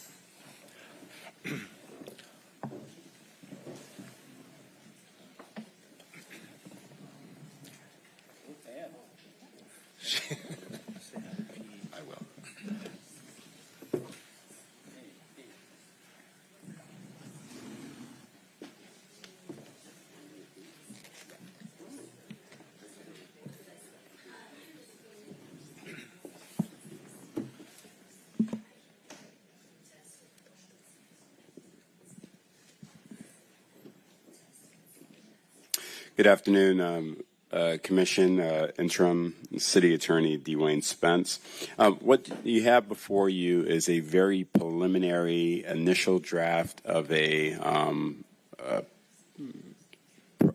public-private partnership ordinance.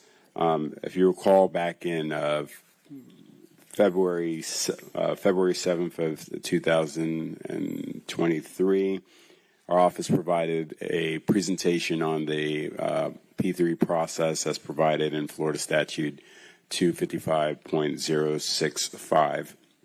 And at that meeting, the Commission directed us to look into drafting an ordinance, and there was some feedback that was provided at that time. So this initial draft ordinance, which borrows from the City of Miami ordinance, is that initial draft. And what I want to do is just kind of explain to you in very general terms what it does and what it is proposing, and see if there is a different direction that the City Commission would like to go in regards to a P3 ordinance. So the first thing that you will notice about the ordinance is that it's placed in the procurement ordinance of the city. So it's treating the P3 process as a procurement process.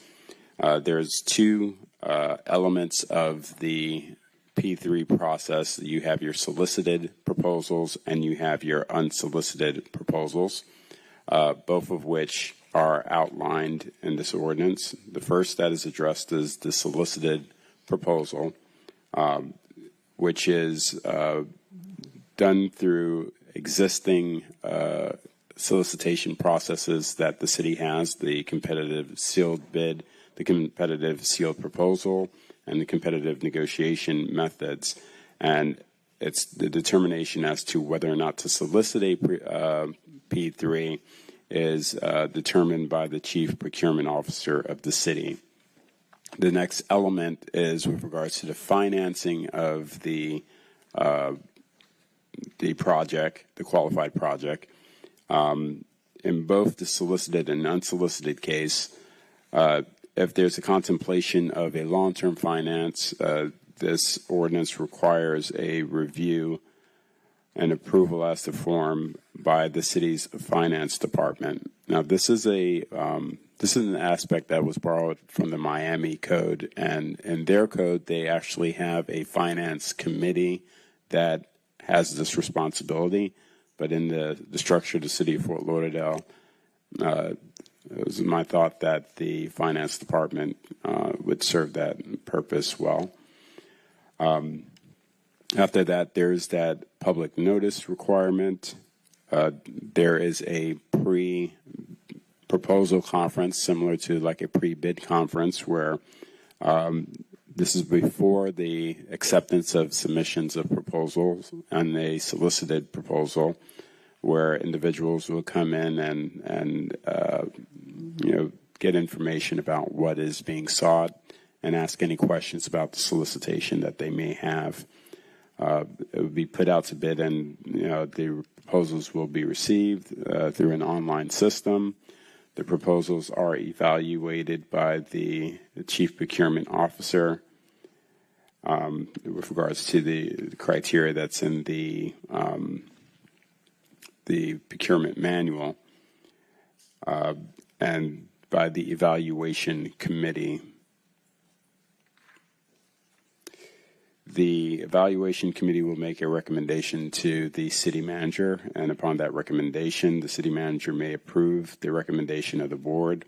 They may reject the recommendation and instruct the evaluation committee to reevaluate and make further recommendations, can reject all proposals, or recommend that the city commission reject all proposals. And the award can be approved. The award would be approved by the city commission ultimately, and that's the solicited proposal process. The unsolicited proposal process is very similar in the sense that when the city receives a unsolicited proposal, the manager at first would have the discretion to determine whether or not the city would evaluate that proposal. Then we would go through the public notice process, providing notice as to whether or not we are going to consider unsolicited proposals and place that item on for discussion at the city's commission's conference meeting. Upon a consensus of the city commission at the conference meeting to move forward, we would proceed with the unsolicited proposal, and the city will publish notice of accepting of proposals. This differs from the current process in that currently the item would come directly to the city commission at a regular meeting, and a resolution would be adopted setting the time period for receiving proposals and stating the city commission's intent to move forward with a qualified project under the public-private partnership ordinance. The remainder of the process is very similar to what I discussed with regards to the solicited proposal, in that the sealed proposals are received by the city. It is reviewed by the evaluation committee that's appointed by the chief procurement officer, and the recommendations would be submitted to the city manager. After the review of the committee's recommendations, the manager may approve the recommendation of the evaluation committee and written notice shall be provided to all the proposers of that decision. The recommendation can be rejected, and instructions to the evaluation committee to reevaluate and make further recommendations. He can reject all proposals, or he can recommend that the city commission reject all proposals. The award would be made to the highest ranking proposer that is the most advantageous to the city as determined by the city commission in accordance with the criteria of the evaluation committee that the evaluation committee used in evaluating and ranking the proposals. And the city commission then at the time when the item comes forward can either approve the recommended project that the city manager recommends and authorize the negotiation of the comprehensive agreement, or reject all proposals. The decisions of the City Commission would be final, and written notice sent out to the other proposers. So that, in a nutshell, is the proposed procurement styled process for the public-private partnership. And again, this is and I heard the Commission with regards to the prior items discussion, and with the process that Commissioner Herbst outlined, this probably would have been best given to you guys in a memorandum first, and then solicited your input afterwards. So I've taken note of that. But the intent of this is just to familiarize you with the proposed ordinance and to get any feedback with direction as we move forward and further development of the ordinance. Any questions from the members of the Commission? Vice Mayor, may I ask a question? Yes. Thank you. Dwayne, and we've had a little bit of this conversation. As we move forward with this, what I would find helpful and what I found difficult with this reading is that I need some sort of a matrix, some sort of a graph that shows me what are we doing right now just following state statutes. What is our process right now? I need to see that clearly, and then I need to see the changes that we're proposing. What is it that I was flipping back and forth and trying to figure out, okay, well, what are we doing now? What are we not doing now? What will we be doing if we look at this as something to go forward with, as our own local ordinance in terms of public-private partnerships? I just need something that's a little bit easier to look at and then to compare and to cross-reference so that I know exactly what it is we're talking about in terms of making this our own. It's just difficult. I mean, I'm able to go through all this and read it, but I'm not able to ascertain what exactly are the changes from what we're doing right now just to follow the state statutes. We'll provide a memorandum doing that. Thank you. Go ahead. Now, do we, again, Madam Vice Mayor, do we have public input, or do we speak now? Or You can go ahead and speak at this time. Oh, just a few things. Thank you, Ms. Vice Mayor. Dwayne, thank you very much. But I have a few comments about this. The first one I'm going to start is anybody from the council here, by the way? Oh, would you want to speak first, and then I'll? I could wait until they speak, and then we'll. Yeah, I'll wait until they speak. So if you, or I could say a few things, and I could come back. Number one, I do want to have the council's input on it because simultaneous to us requesting this, I think I requested this about 6 months ago, and thank you very much for bringing this forward. Council has been working on this also, and I just want to get them looped in. They put a great deal of time and effort into this, so whatever we do, we just know, like my colleague Mr. Herb said, a lot of information here. We're going to need at least one or two more open forums before we start moving forward. You've covered a lot of the things that, but I just want to touch upon. I think a lot of it you did mention, but here's some of the things, feedback that I've gotten from my community. I think the statute calls for between 21 and 120 days time for unsolicited proposals. Is that true? Yes, sir. Okay. But we don't. But we could change that number. We could make it something higher, in like 90 days. And I think Oh, yes. You can do any number between that. Right, between 21 that. So we and- could pick 90 or some number like that to give of time for competing bids. So that somebody has an unsolicited bid by the time another bid comes through, the window has been closed. I think anything we could do to open up government and have transparency is good. Number two, again, some of these you've touched upon, and I appreciate requiring a presentation at a conference ahead of the meeting itself. That was key. I was going to touch upon that, but you beat me to the punch. Thank you. So instead of just coming in right into the committee here, right into the nighttime meeting, having it at a conference, being able to flesh it out and bringing it back at a later city commission meeting, I think is a huge step forward. Number three, giving time for further input if we need to have more time rather than that. Give further discussion. The other thing is maybe having clear-cut established criteria for what is and is not a public purpose.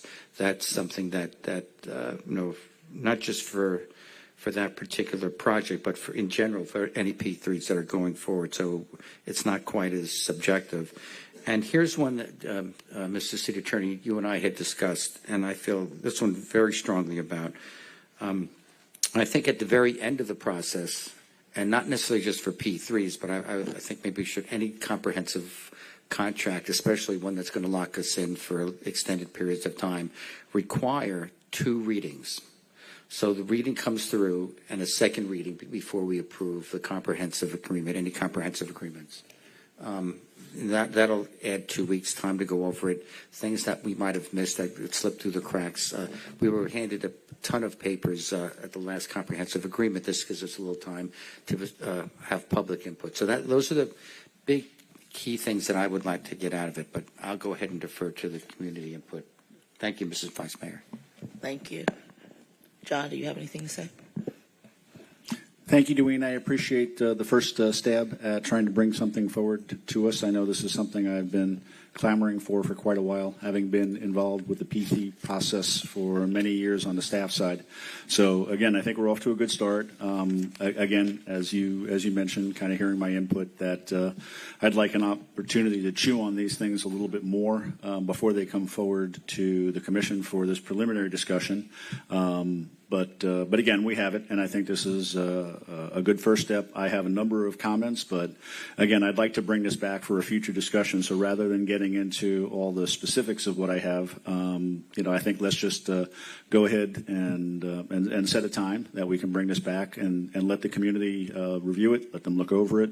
I know folks in my district are very interested in the P3s because it has an impact on some of the major projects that we've got going on are in my district as well. And again, certainly I've been working with this for well over a decade, so I've got a lot of thoughts about things that I think could make this a little bit more robust and a little more structured. And I'm happy to bring those forward either to you on a one-on-one or just at a later meeting. Thank you. I would like to say, Mr. Spence, thank you for bringing this forward and giving us explanations. I agree with my colleagues. We do need to look at this more and allow the community to have our opportunity to review and bring it back for more discussion. With that being said, at this time, I'm going to go ahead and call for those who have signed up to speak. We have Marilyn. We can come on up, and also following Marilyn, we have Paula. I don't want to mess up the last name. Okay, Yuka, and then also Leanne Barber. Those are the 3 names that we have. Thank you, Ms. Vice Mayor. I'm speaking tonight on behalf of Mary Pelican, the president of the Council of Fort Lauderdale Civics. First thing I want to say is thank you. Thank you for moving on this. And as Mr. Spence said, in February of 23, you directed the council to start council to start working on this, and you actually suggested that they work with the council on this proposal, since we had been advocating for this for quite some time. And I told Mr. Spence to be prepared to be lavishly thanked and for his work and dedication on this. Within 2 weeks, the council had formed a committee, and within that same 2 weeks, we'd already had an appointment to meet with Mr. Spence, and we started working in February. And in addition to the meetings, there were innumerable emails back and forth. Did we get this right? We did a spreadsheet. He looked at it. He corrected it. We sent back questions. And so we engaged in a very collaborative and cooperative way, and we were all very, very grateful to him for the amount of attention he paid to this. So on October 10, just a week ago, we had a meeting at the council, our regularly scheduled meeting, and we, at that meeting, presented to our membership all of the materials and information that we had collected. We had a spreadsheet apropos Commissioner Glassman's comment about that shows what the process is. We're happy to share that with you. And also the issues that were raised by the committee and the board of the council in relationship to all of our experience with them, some good, some bad. Okay? But on that same night, we got an email from Mr. Spence with the proposal. We were delighted to get it, but again, it was on the same night that we were making the presentation to the membership, so we were not in a position to comment on it other than to be very grateful that he actually put forward something on paper. That's where you have to start. So we have scheduled a meeting with our committee for Thursday night, this coming Thursday night, to go over the proposal. There's a board meeting on October 25. We're going to go over the proposal, and hopefully in a November meeting, we will be able to bring it back to our membership. Again, it's a coalition, so we have to involve the whole membership.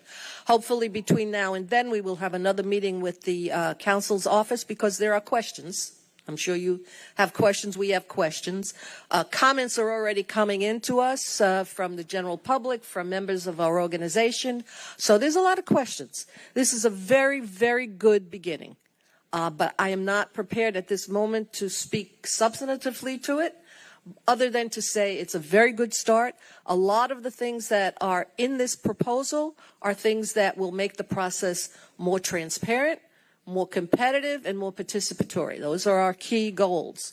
And there are a lot of things that have been left out, but again, it's the beginning. It's the beginning of the proposal, and it's we intend to add back or propose back to the proposal some of the things that would flesh it out and make it more muscular. So that's all I have to say. Thank you. Thank you, Marilyn. Paula? I don't know how to work this. Okay.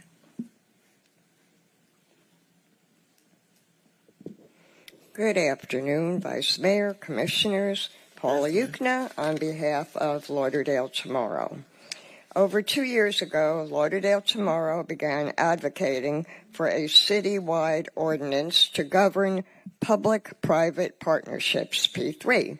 At the time, P3 proposals were being considered for the development of the city-owned land known as One Stop Shop, as well as for the development of a new water plant. A public-private partnership had previously been entered into for Lockhart Stadium. Noticing the problems with some of the P3 proposals brought forward in Fort Lauderdale, we researched other counties and municipalities and found that some of these entities did not just rely on the state statute, but had created ordinances specific to their communities. Our first request was that the public purpose of the P3 proposal be clearly spelled out. Too often, projects were brought forward with a statement that it met a public purpose, a requirement of the state statute, but no statement articulating what or how the public purpose was. Other requests we asked to have included in a City of Fort Lauderdale ordinance a needs assessment, a formal appraisal of the property that would be subject of the particular P3, a financial assessment of the project, a risk analysis, a value to money assessment. The Commission directed the City Attorney, thank you, to work with the Council of Civic Associations to bring forward a proposal. They have been working and making progress. While we appreciate that the Commission is bringing forward a draft P3 ordinance today, we are concerned that the Council and the community as a whole did not have time to review it. given that the backup with the proposed ordinance was just released Thursday at 6 p.m. Lauderdale Tomorrow members have not had sufficient time to thoroughly review it either. However, it does not appear that many of our requests were included. We request that after the presentation today, this proposal be presented to the council and the community at large to study and weigh in on. Thank you very much. Thank you so much. We will. Oh, and can I make John, I know I should say this publicly. Once again, thank you for that big push for transparency. I mean, I'm hearing this over and over again. I want to thank you for that consistent big push that you guys. Thank you so much, John. Always happy to assist. Hi, I'm Leanne Barber. I'm speaking, I guess, as president of the Flagler Village Civic Association and someone that has a lot of experience in the P3 with respect to the one-stop shop. Because we spent a lot of time really figuring out what was in the state statute that caused what we felt to believe a project that kind of went the wrong way. And what I see, I think that doing the ordinance is fantastic, really a great move on this part of the city. But I think that the ordinance still contains the principal flaw in the state statute as it is written today. And I would really hope that the city would remove some of the language that's in the state statute. The biggest part is, I mean, all the other procurement things are great. I think a P3 can be a great thing for the city because it does bring in more capital. But the unsolicited proposal is very problematic. And the biggest flaw is that, first of all, by definition, there's not a recognized need because it's unsolicited. And so the party that's bringing an unsolicited proposal forward is suggesting a project that is going to utilize city assets. And by the very nature, if that unsolicited proposal is accepted, then the competition has to be for the same project. For the same project is still in the language in the proposed ordinance. And if it's for the same project, that doesn't give competitors any opportunity to propose other uses of that land. So I think that that's something that needs to be addressed. Thank you. Can I ask a question? Yes. Yeah. You can type it for the city attorney. Is that if somebody comes up with a P3 unsolicited P3 proposal, and that like was pointed out here, and during the process we discover, hey, maybe this could be used for something different. Are we allowed to pivot by state law or not? You can reject the proposal and put out your own solicitation. Oh, for something other than what's being proposed. That's correct. Okay, but so the determination is once you receive an unsolicited proposal, it's the responsibility of the city to determine whether or not they want to proceed with that concept. Or there might be a better use of that particular resource. Correct. Okay, thank you. Just to clarify, I'm sorry. No, go ahead. So just to clarify on that, so I'm clear. So we receive a proposal. Let's say we're going to build a carousel in George English Park, and so we put that out there and we leave it out there for 90 days, and somebody comes back and says, "No, I can build something else. That's not a carousel." Mm-hmm. And we look at that and we say, "Yeah, that's a much better idea for the park," and we decide we want to do that. At that point, you're saying that the process would be reject all bids at that point? Yes. And okay, so because this is one thing that's never been clear to me, and I'm not sure that I'm 100%, in alignment on this. So I want clarity, if I may. Is that the idea that all of the competing proposals must resemble the first one that we put out there? And I didn't understand the state statute to require everything to be like in nature. So if somebody proposes a carousel and somebody proposes an ice cream stand, we have the ability, I thought, to look at those and say, I'd rather have an ice cream stand than a carousel. But you're saying we have to reject the carousel before we can move forward with an ice cream stand. Yeah, because of the way that statute is defines qualified project, and then it speaks to the procurement process as issuing a request for proposals for the same project. That's, that is why we say that it has to be the same project as proposed. So same concept. Right. So when we look at our traditional procurement processes, right, we've got RFPs, RFQs, RFIs, invitations to bid. We've got a plethora of different ways that we go out and procure things. So if we are looking just for people to come up with innovative ideas, what would be the best approach for that?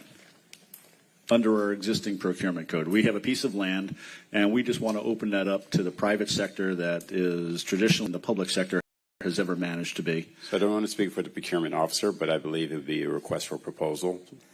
But a request for proposal traditionally has a price component attached to it, right? So that's the one where we put price in there with a 30% weighting on it. If I just want to open something up and say, look, we've got a piece of dirt. What is all of the wonderful things you could do with my piece of dirt? What would that be? I would have to. Maybe we need Glenn up here for that one? Yeah, she's. Glenn going once, Glenn going twice? Commissioner, that sounds like an RFP. Well, the thing with an RFP is we traditionally, with an RFP, put out there what we want. So I'm looking for something that's more open-ended where I just say, RFI. tell me what you want to do. It's an RFI, sorry. RFI, right. That's what I'm, right. Thank you. Go ahead, Linda. I love to hear from Linda, so. Linda Short, Director of Finance. City Manager has already answered the question. It'd be a request for information, an RFI. Right. And that will allow the respondents to provide us whatever they would do with the project, and then you guys would look at it and decide which one you want to go through. Right. And then an RFP process would start after that. Right. So then going back, and maybe I just need Dwayne now. So no, don't go too far away. Stay there. I always enjoy your responses. So Dwayne, how could we structure this so it's more like an RFI and less like an RFP that is got hard criteria to it that it must be like for like? Because if somebody's coming forward with that carousel and somebody has this idea for an ice cream stand, I'd like to be able to evaluate both of those at the same time, and then we determine what's in the best interest of the city. Or do we simply have to reject and move forward? Right. We can't locally amend the statute, and so we have to figure out a way to comply with the statute. And again, the language in the statute that provides pause with regards to that approach is that it states that it has to be of the same project. And because it's unsolicited, the solicitor, the proposer, is the one who's defining what the project is. It's not the city. It's easy to do that if it's a solicited RFP. We set it out. We could do it in the form of a RFI for a solicited proposal. But the unsolicited proposal is really dictated by the proposer. Right. This is what they're proposing as a qualified project. Okay, so that's similar to what we did then with the first P3 that the city ever received, which was for the Las Olas Marina, where former city manager Lee Feldman and I rejected it because we didn't think it was in the best interest of the city, me and my role as auditor. And then we went out and did an RFP. And we kind of opened it up to, and then we spelled out specific criteria of what we wanted to see, minimum revenue expectations and so forth. So we established all that, and then we did a solicited P3.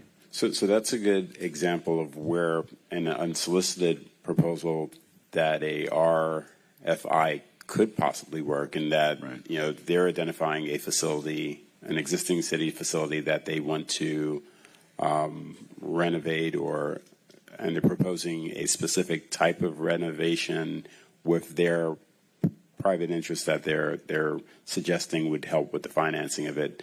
We could have put out something in the form of a RFI that says, hey, we want to, the general same project would be the renovation of the marina, and what else is there that you can provide as far as a proposal.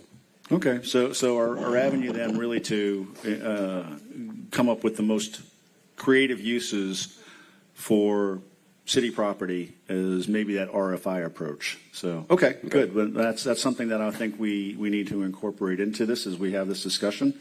So thank you. Appreciate everybody's input. John, could I okay, Dwayne, before you go too far, could I propose some other thought on this subject too. Dwayne, if we go ahead and we have that 90 days, and in that 90 days we decide there's another use for that project, you don't want the carousel, you do want the ice cream truck. If we decide to, it seems pretty simple. You simply reject the offer, at which point we can now accept the ice cream truck, so to speak, as a new unsolicited, and then we just start a whole another 90-day cycle at that particular point. What's to stop us from doing that? Nothing. Oh, so John, we would just add, we could pivot. We just add another 90 days with that new. It doesn't preclude us from pivoting. It just adds 90 days to the whole project. The statute specifically states that you do not have to enter into the comprehensive agreement. So, right, and I think that's been possibly part of. I'll use this term loosely. Problem is that we've been operating on this pathway that once we put it out there for that 120 days, that we seem to feel obligated to then enter into an agreement afterwards. And I think it's important to remember, and I think I'm glad it kind of spells it out in here, that we're under no obligation to actually accept any of these proposals once we put them out there. The mere advertising of this and inviting other people to bid does not put us on a train that takes us to the next station of approving that agreement. So I want to make sure that we all understand that, community, commission, and everybody else, that the mere submittal of a proposal doesn't mean we've got to go through with it. One of the problems that I have, and I actually said this to the gentleman who was responsible for writing this into statute at the legislature. He was very proud of it. And I said, be careful what you've done. I said, you've created a license to steal for sophisticated developers and unsophisticated cities throughout the state. So I've always been much more in favor of the solicited P3 process because we determine what we're looking for. And because I always think it's important to remember that we're talking about public land when we do this. So anytime we're going to take public land and turn it over to the private sector so that they can make money off of our asset, I think it's very important that we determine, and we talked about this before, that public purpose that we really want. Not that there's a public purpose. We could always find one if we dig around long enough and root around under the ground. We'll find a public purpose in there somewhere. We can do, as Harry Stewart used to say, legal yoga and find anything we want. But I think it's important for us to recognize in advance that this is something that we would have done. And that's why I like the RFI process, I like the RFP process, I like the solicitor proposal, because we occasionally wind up with things that we would never have gone out and put out for RFP in the first place. Simply, somebody comes to us and says, I like what you have, I want to take it and make money on it, and we go along with the program. So I'm glad we're doing this. I want to make this more structured. I want to make it, as Marilyn said, more muscular. I think there needs to be more guidelines around how we go into these deals so that we ensure that they're in the best interest of the city. These deals are 30, 50, 100 years. We're impacting our residents, their children, their grandchildren, and their grandchildren's children. And so I think we need to be very deliberate in how we move forward with these. So the more we can do to build, again, a structured framework about how we approach this, the better we will be in serving the interests of our community. Thank you. Vice Mayor, if I could, Dwayne, what kind of latitude do we have as a municipality to deal with exactly what we'd like to see versus the state statute? I know that Ms. Barber, I think, said that we should eliminate items from the state statute, but we cannot do that. We cannot. We cannot. So what kind of wiggle room do we have? What exactly are we able to do with regards to changes or, toughening it up for us, making it better for the city? What are those parameters? So the state statute provides general parameters for how the P3 process needs to be conducted within the municipality. We can spell out the local requirements with regards to certain stages in it. So, for example, the rejection of proposals is done by the public entity. It doesn't say who within the entity rejects the proposals. You can define that as the legislative body of the city can determine who reviews and who rejects the proposals and who has the authority to do so. So as the ordinance proposes, it inserts the chief procurement officer where that's not our current process. It inserts the city manager, and then has an ultimate approval or award that's at the city commission level. So that's just one of the examples. We do not circumvent or try to go beyond the statute. We are just spelling out in particularity aspects of the statute, which we are allowed to do. Okay. Now, correct me if I'm wrong. There used to be confidentiality was a big part of the unsolicited proposal process, correct? That was once a part of it, yes. Okay. Is that still in effect? I do not believe that's in effect No, anymore. that has been removed by the legislature. That was removed, which then, remember, but when we started this road with our first P3, the rules were different. That's correct. The rules were different, so the public just needs to understand that the rules were different at that time. And there were certain things that we just could not do with regards to, people love to use the word transparency, and who's not for transparency, but we can't confuse the two. Right. At the time, the proposals were not subject to public disclosure. Exactly. So we were operating under very different guidelines at the time, and it's important to remember that. That's changed, thank goodness, and we're able to now navigate in a different way.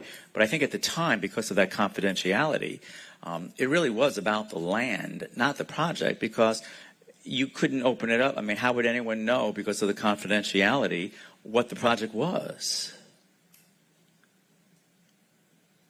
Well, with regards to, you still had the process where you put out for the solicitation, so no one would know exactly the details of the proposal, but in our solicitation, we would say we are accepting proposals for this specific type of project. Right. But the details you would not know the details. You would not know that. And that's why I'm putting this in context now, because I don't want folks to think that, oh my gosh, we could have done something a little bit differently or better than. We really couldn't, because it was a much different game. The rules and regulations were very different that we were operating under. Now we are able to look at this in a different way and make it better for the city and for the public. Yes. Thank you. Thank you, Mr. Spence. Vice Mayor? Yes. If I may. As you all are reviewing potential changes and providing governance and a framework, from City Manager's Office side, we'd like to get guidance to as what administrative processes you all would like us to follow when one is received. How specifically would the Commission like to be notified? Would you like us to do any validation, qualification, prior to submitting, or even what time frame would you like us to follow so that you all are aware of the proposals that come in? And if I may, I can ask the City Attorney that as it stands today, the City Manager can reject a P3 proposal without even bringing it to the City Commission. Is that correct? That needs to be a directive from the City Commission. So the statute provides for that the public entity rejects, and you represent the public entity as its chief administrative officer. Okay, got it. All right, that's clear. But if there are any other specifics on how you would like us to manage the P3 and with respect to bringing it to for consideration, we'd like to get that guidance. Let me suggest, because again, I think this is probably not the best format for that. So I would like to just go ahead and provide you with a list of what I think would be enhancements to what we have here, some of which address what you're saying about the process for approval and so forth. That would be my suggestion, is that we all review this, take our time with it, and then just submit our thoughts and comments to the city manager and city attorney for their consideration and incorporation. If that makes sense for you. I'm trying to make it easier on staff. That's what I would like. As well as the recommendation from the council, too. Right. And I think as a minimum, John, one of the things is even a proposal just to bring it in conference before, just to add a little lead time before anything's accepted, too. Go ahead, I'm sorry. You're done? No, I'm done. Thank you. Okay. I was going to ask the question, timeline, what type of timeline we want to make sure we get this information to Greg so we can move forward with this, because I think it's something we should be doing with some, in my opinion, urgency. 30 days? So if you also would give some leeway for the new city attorney to be briefed and cut his teeth on this as well. Because Dwayne is ducking out right after the evening meeting. As soon as we vote on Tom tonight, he's running out the back door. So with the recommendation, I'm sure he's going to have me involved with this, but I can't speak for the new city attorney. But if we can give a little bit more time so that he can get acclimated. Okay. And it might take a little more time. I was going to say, what type of suggestion of time? If we're saying it was put on the table for 30 days, but what would you say would be a better recommendation? Is your 30 days time period for the commission to provide us with feedback? I'm okay. I think that would be reasonable, and then we'll work with that feedback. And I think memorandums giving you updates on our progress would be sufficient, and let you all direct us as far as as we move forward. Okay. All right. I was thinking 30 days for commission to share with city management and his staff. If anyone else want to. Now, bring it back as a workshop or back to a conference? What's your thought? Bring it back to conference? Conference. Okay, fine. That sounds. Glassman, you are? I'm fine. You're fine with that? Okay. Thank you. All right. So with what's been discussed and the recommendation, are we finished with this discussion? Yeah. Okay. Thank you, Vice All Mayor. right. Thank you, Mr. Spence. Thank you. Okay. Let us move forward now to business 3, development services. And this is in regard to community enhancement and compliance for the fiscal year. There will be a presentation.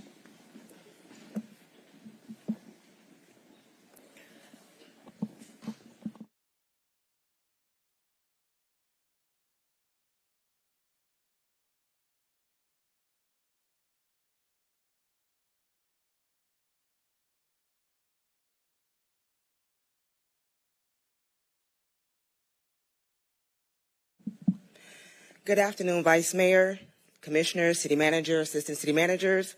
Before we begin the presentation, I would like to acknowledge the division staff present with us in the room today. If you don't mind standing up, our staff has been present for quite some time now, so I do want to acknowledge the fact that they are here, and I appreciate them. They are also online watching.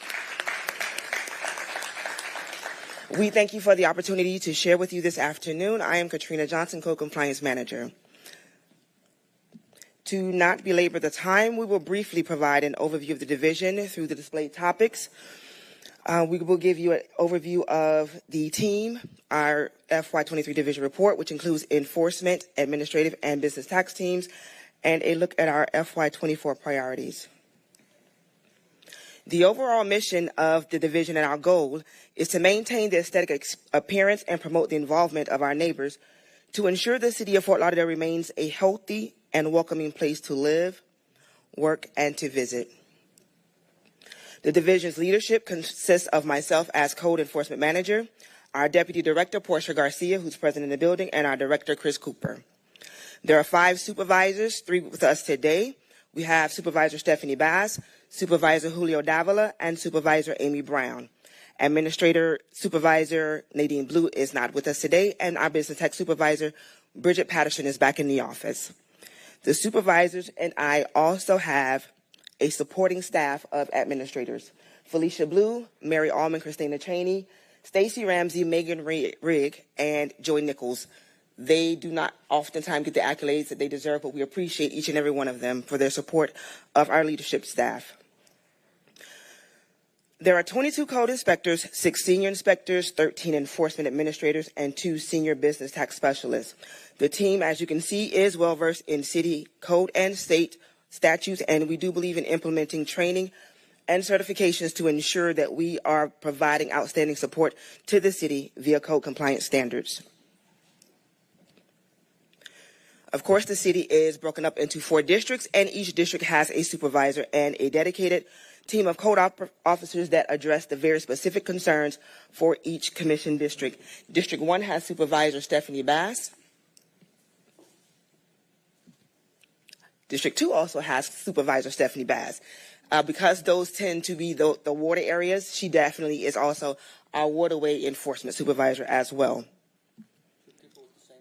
Stephanie Bass, she's twice as good. Our community District 3 is Supervisor Julio Davila, and our District 4 supervisor is supervised by Amy Brown. In FY23, we focus on engaging the community through education and outreach in an effort to work toward an understanding of gaining voluntary compliance. We accomplish this through HOA attendance, community presentations, neighborhood ride-alongs, and completion of neighborhood projects. In every community, we found that these are the common code violations.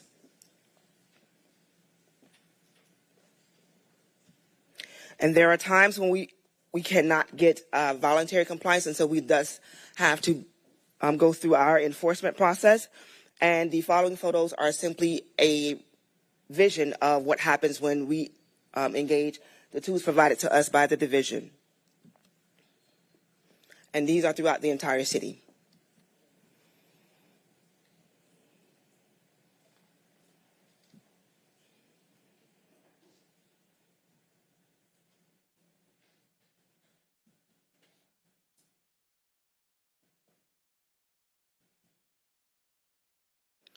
So our enforcement efforts through August are represented here. What you will find is that in FY23, our code team has conducted more than 38,000 inspections, which is an increase over previous years, although that number is not shown here, as this is through August. When we added our end of the year numbers, we were at over 38,000 inspections for the fiscal year, and that's throughout the entire city. As we all are aware, in July 2021, there was a state statute passed that basically said that it was more difficult for the community to give us anonymous complaints, and so thus we had to increase our proactive inspections throughout the city. In FY23, we conducted more than 4,200 proactive inspections, which means that these were inspections that came through our division and not from the public, either through our code officers doing their proactive enforcement, or our supervisors were also engaged in the community as well. In our three specialized areas of enforcement, we have vacation rental enforcement and registration. Our vacation rental registration team is supervised by Amy Brown. They've administratively processed 1,735 new and renewal applications that will also require inspections. The enforcement of the vacation rental ordinance is a collaboration between our administrative team, our daytime code officers, and our nighttime code officers. Our waterway enforcement team is supervised again by Stephanie Bass. This has been active ever since we purchased a code enforcement boat. We thank the commission for doing that for us. And here are the violations that we are able to observe specifically from the waterway. And the good thing about the boat is it allows us to have a quicker response to waterway violations as well as a quicker compliance time frame. Our night enforcement team, supervised by Julio Davila, operates Thursday through Sunday, 5:30 p.m. to 3 o'clock a.m. They are assigned by police district, and the night team focuses on those violations that tend to occur during evening hours. They are also tasked with being liaisons between the city and our night businesses, and they have been paramount in addressing vacation rental complaints that occur during the nighttime hours. To support our enforcement team, there is a dedicated group of administrators led by Supervisor Nadine Blue, whose areas of expertise include call center intake and front counter support, special magistrate hearings, lien amnesty, public record requests, and the division's registration programs. As you can see, our call center intake has answered more than 15,000 calls from the public concerning code violations or needing more information about our ordinances or how to report violations.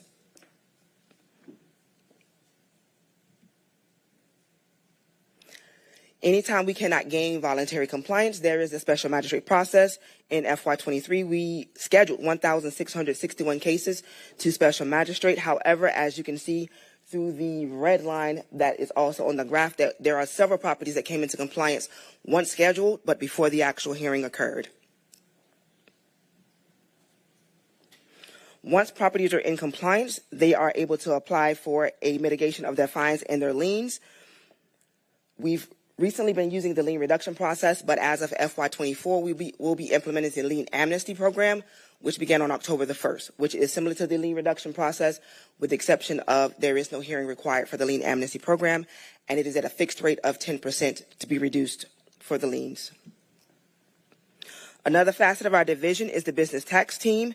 This team is tasked with processing applications for the many businesses within the city, and also included in this process is the receipt of business tax fees and ensuring delinquent businesses are referred for enforcement when they are not current on their business tax fees. We currently have over 21,000 businesses within the city, with over $3.5 million in fees collected for this fiscal year.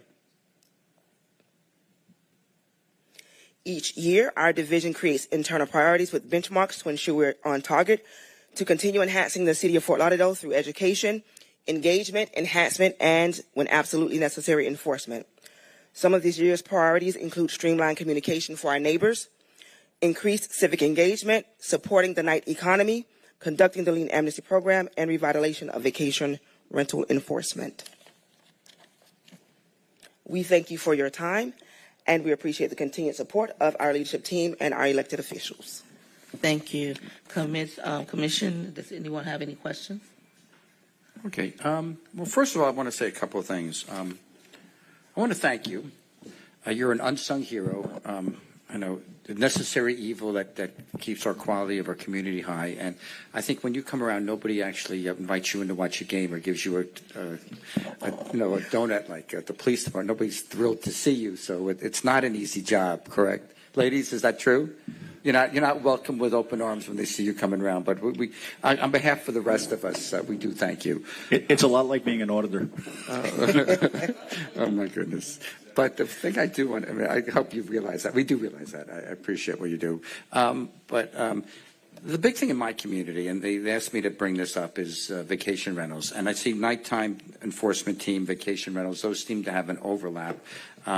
I know you've covered them quickly, but if you could just do a recap. I mean, how big are those teams? I know the nighttime is 5:30 to 3 a.m., and I'm going to ask you a couple of questions on that. And the vacation rental, how big is that team? So we have 2 vacation rental inspectors and a vacation rental senior that work during the day hours.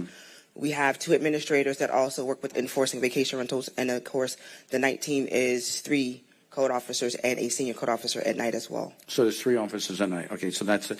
The question that we've had, and this was an issue that came up, it seemed to work its way through, and I'm going to loop in the city manager, Greg, if you can, just so you could weigh in at it too. I've gotten, again, when everything goes well, it's hunky-dory, but if things fall through the cracks, even if there's a few, it does impact the quality of life and dramatically the people in my district, and I'm sure the other districts as well.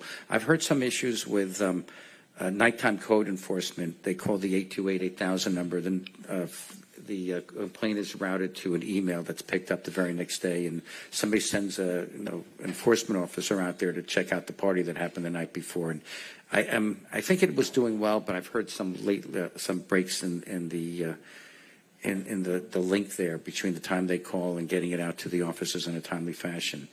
Have you heard any feedback with that or not? There have been an issue here or there where the information did not get over to the code team when it should have, but we definitely have worked with the Public Works Department. We did some retraining.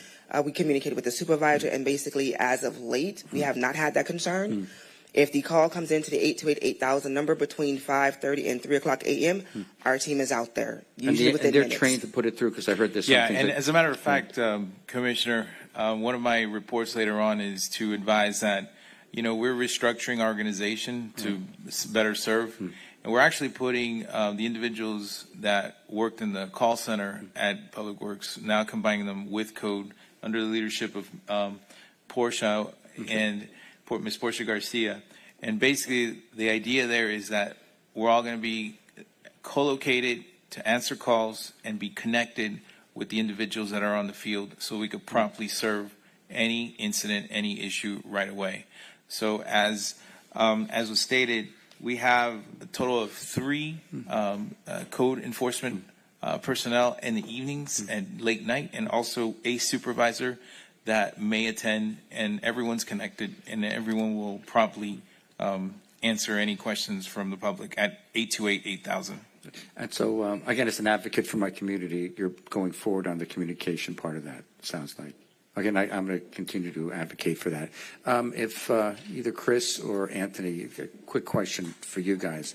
Something comes in and there's a 3 strikes and code could do that. If police is called, for whatever reason it escalates, the question is, are they allowed to do a code, go, you want to answer that? You want to?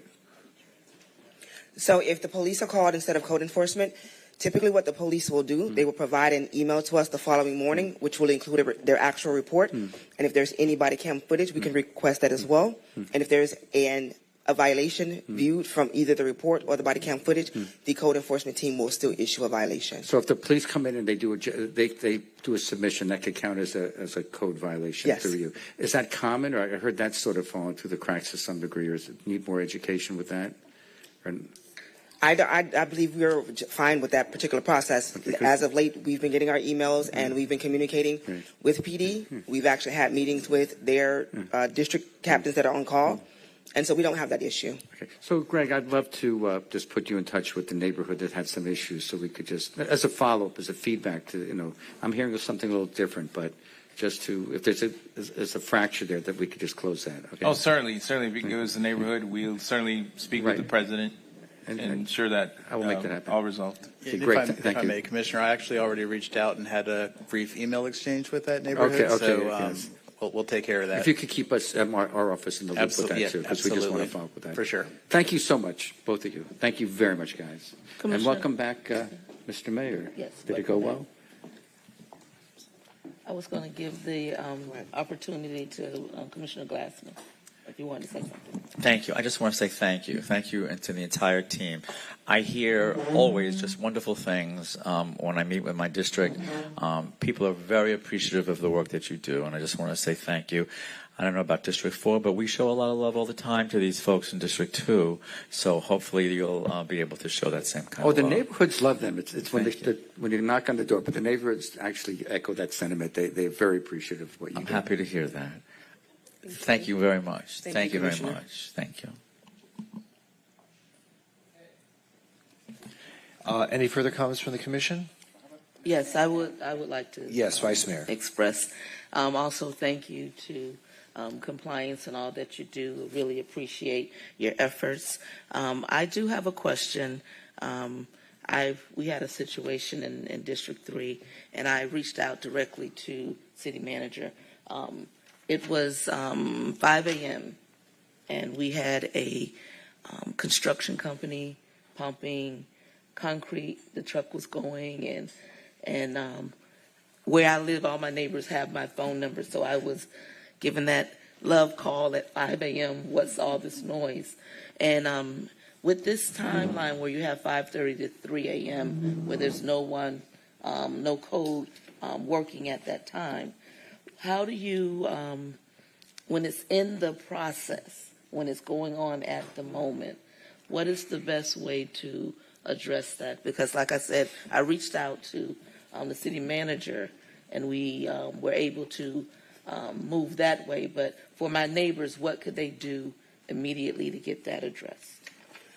Currently, the number to still call is the 828-8000. I know that there is probably no one that's going to be able to come out at 5 a.m., but we can definitely follow up. And there are times when we've actually had code officers who start as early as 5:30 a.m., and there are times when they will flex their schedule so if there are early morning violations, they can view them if necessary. Okay. Because the response that even I got when I called the 8,000 number, nobody's out now. Nobody's coming now. And I was like, okay, I understand what time it is. However, we have a full construction site in process. So with that, understanding if we continue to call the 8,000 number, something will be able to be addressed with that person that may be working at 5:38. Maybe not at that exact moment, but we will do our best to make sure that if You're it happens in slacking the off. future- You're slacking off. would PD fill in that gap? Okay, Chris, you're going to answer? Yes, they could. That's something we can work on. Again, we have the call center now within DSD, so we have some opportunities to, fine tune that process. But it's a noise violation. It's an early start construction violation, so we can certainly work with them to try to engage them on those types of issues before our teams come on duty for that day. So thank you, Chris. So who is that entity? What number? If we call it 8,000 number, they will reach out to. Right. So it's still 828,000. The group that typically comes out for construction related stuff is actually under our building division. Okay. But like I said, we could potentially handle that in a similar way we handle the after hours and other noise violations for when our code enforcement teams aren't on duty with PD. All right. Thank you. And one other issue also, with the large presence of the 18-wheelers that is like making District 3 a parking lot. And I know we've discussed it. I've discussed it with Davila, and just making sure that even with, I've also asked for, we as a commission to look at possible ordinance to change and make the ordinance that's in place something that has more of a punch, power, strength to disencourage individuals from parking in the manner that they're doing. And what we're finding out, it doesn't take long for anyone to find out when the team is not working. So they're coming in like that 5 a.m. hour, or they're moving it by 7 or 8, but they're still coming in the neighborhood, making those side streets parking lots. So, thank you. Yes, ma'am, you're welcome. Okay, Commissioners. I guess Commissioner Herbst has already spoken on this. You're all done. Okay, very good. Thank you, Mayor. Thank you. Pam, Mayor Pam, thank you for filling in. You were awesome. Mayor. A round of applause. All right, very good. So moving on now to, hold on. Yeah, as soon as I can figure out how to get on my computer. It doesn't recognize my face. CF1. We have no one else who has signed up to speak. So this is emergency purchases. This is regarding an item that came up with regard to the 5-ash water treatment plant. Does anyone have any questions with regard to this? We're okay with that? All right. Thank you. Closed door session. Wow. 4:30. I don't think we've ever done this.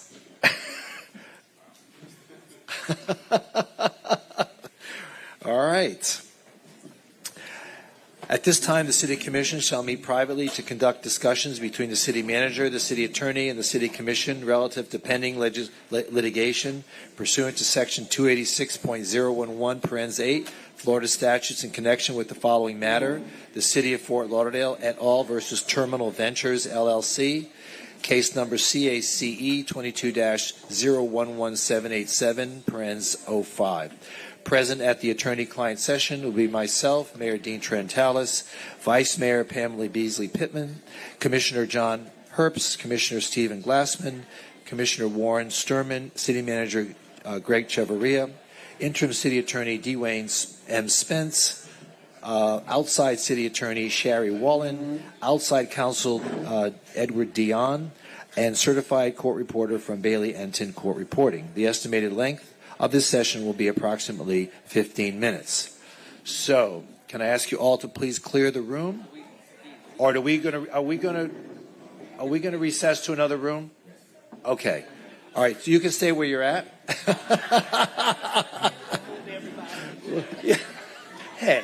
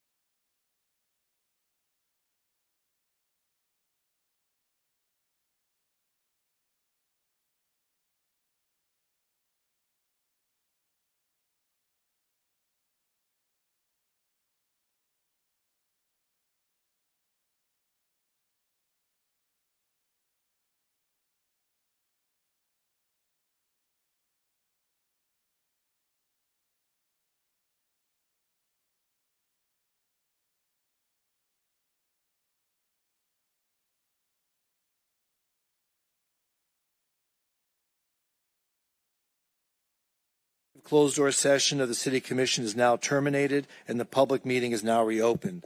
The City Commission conference meeting will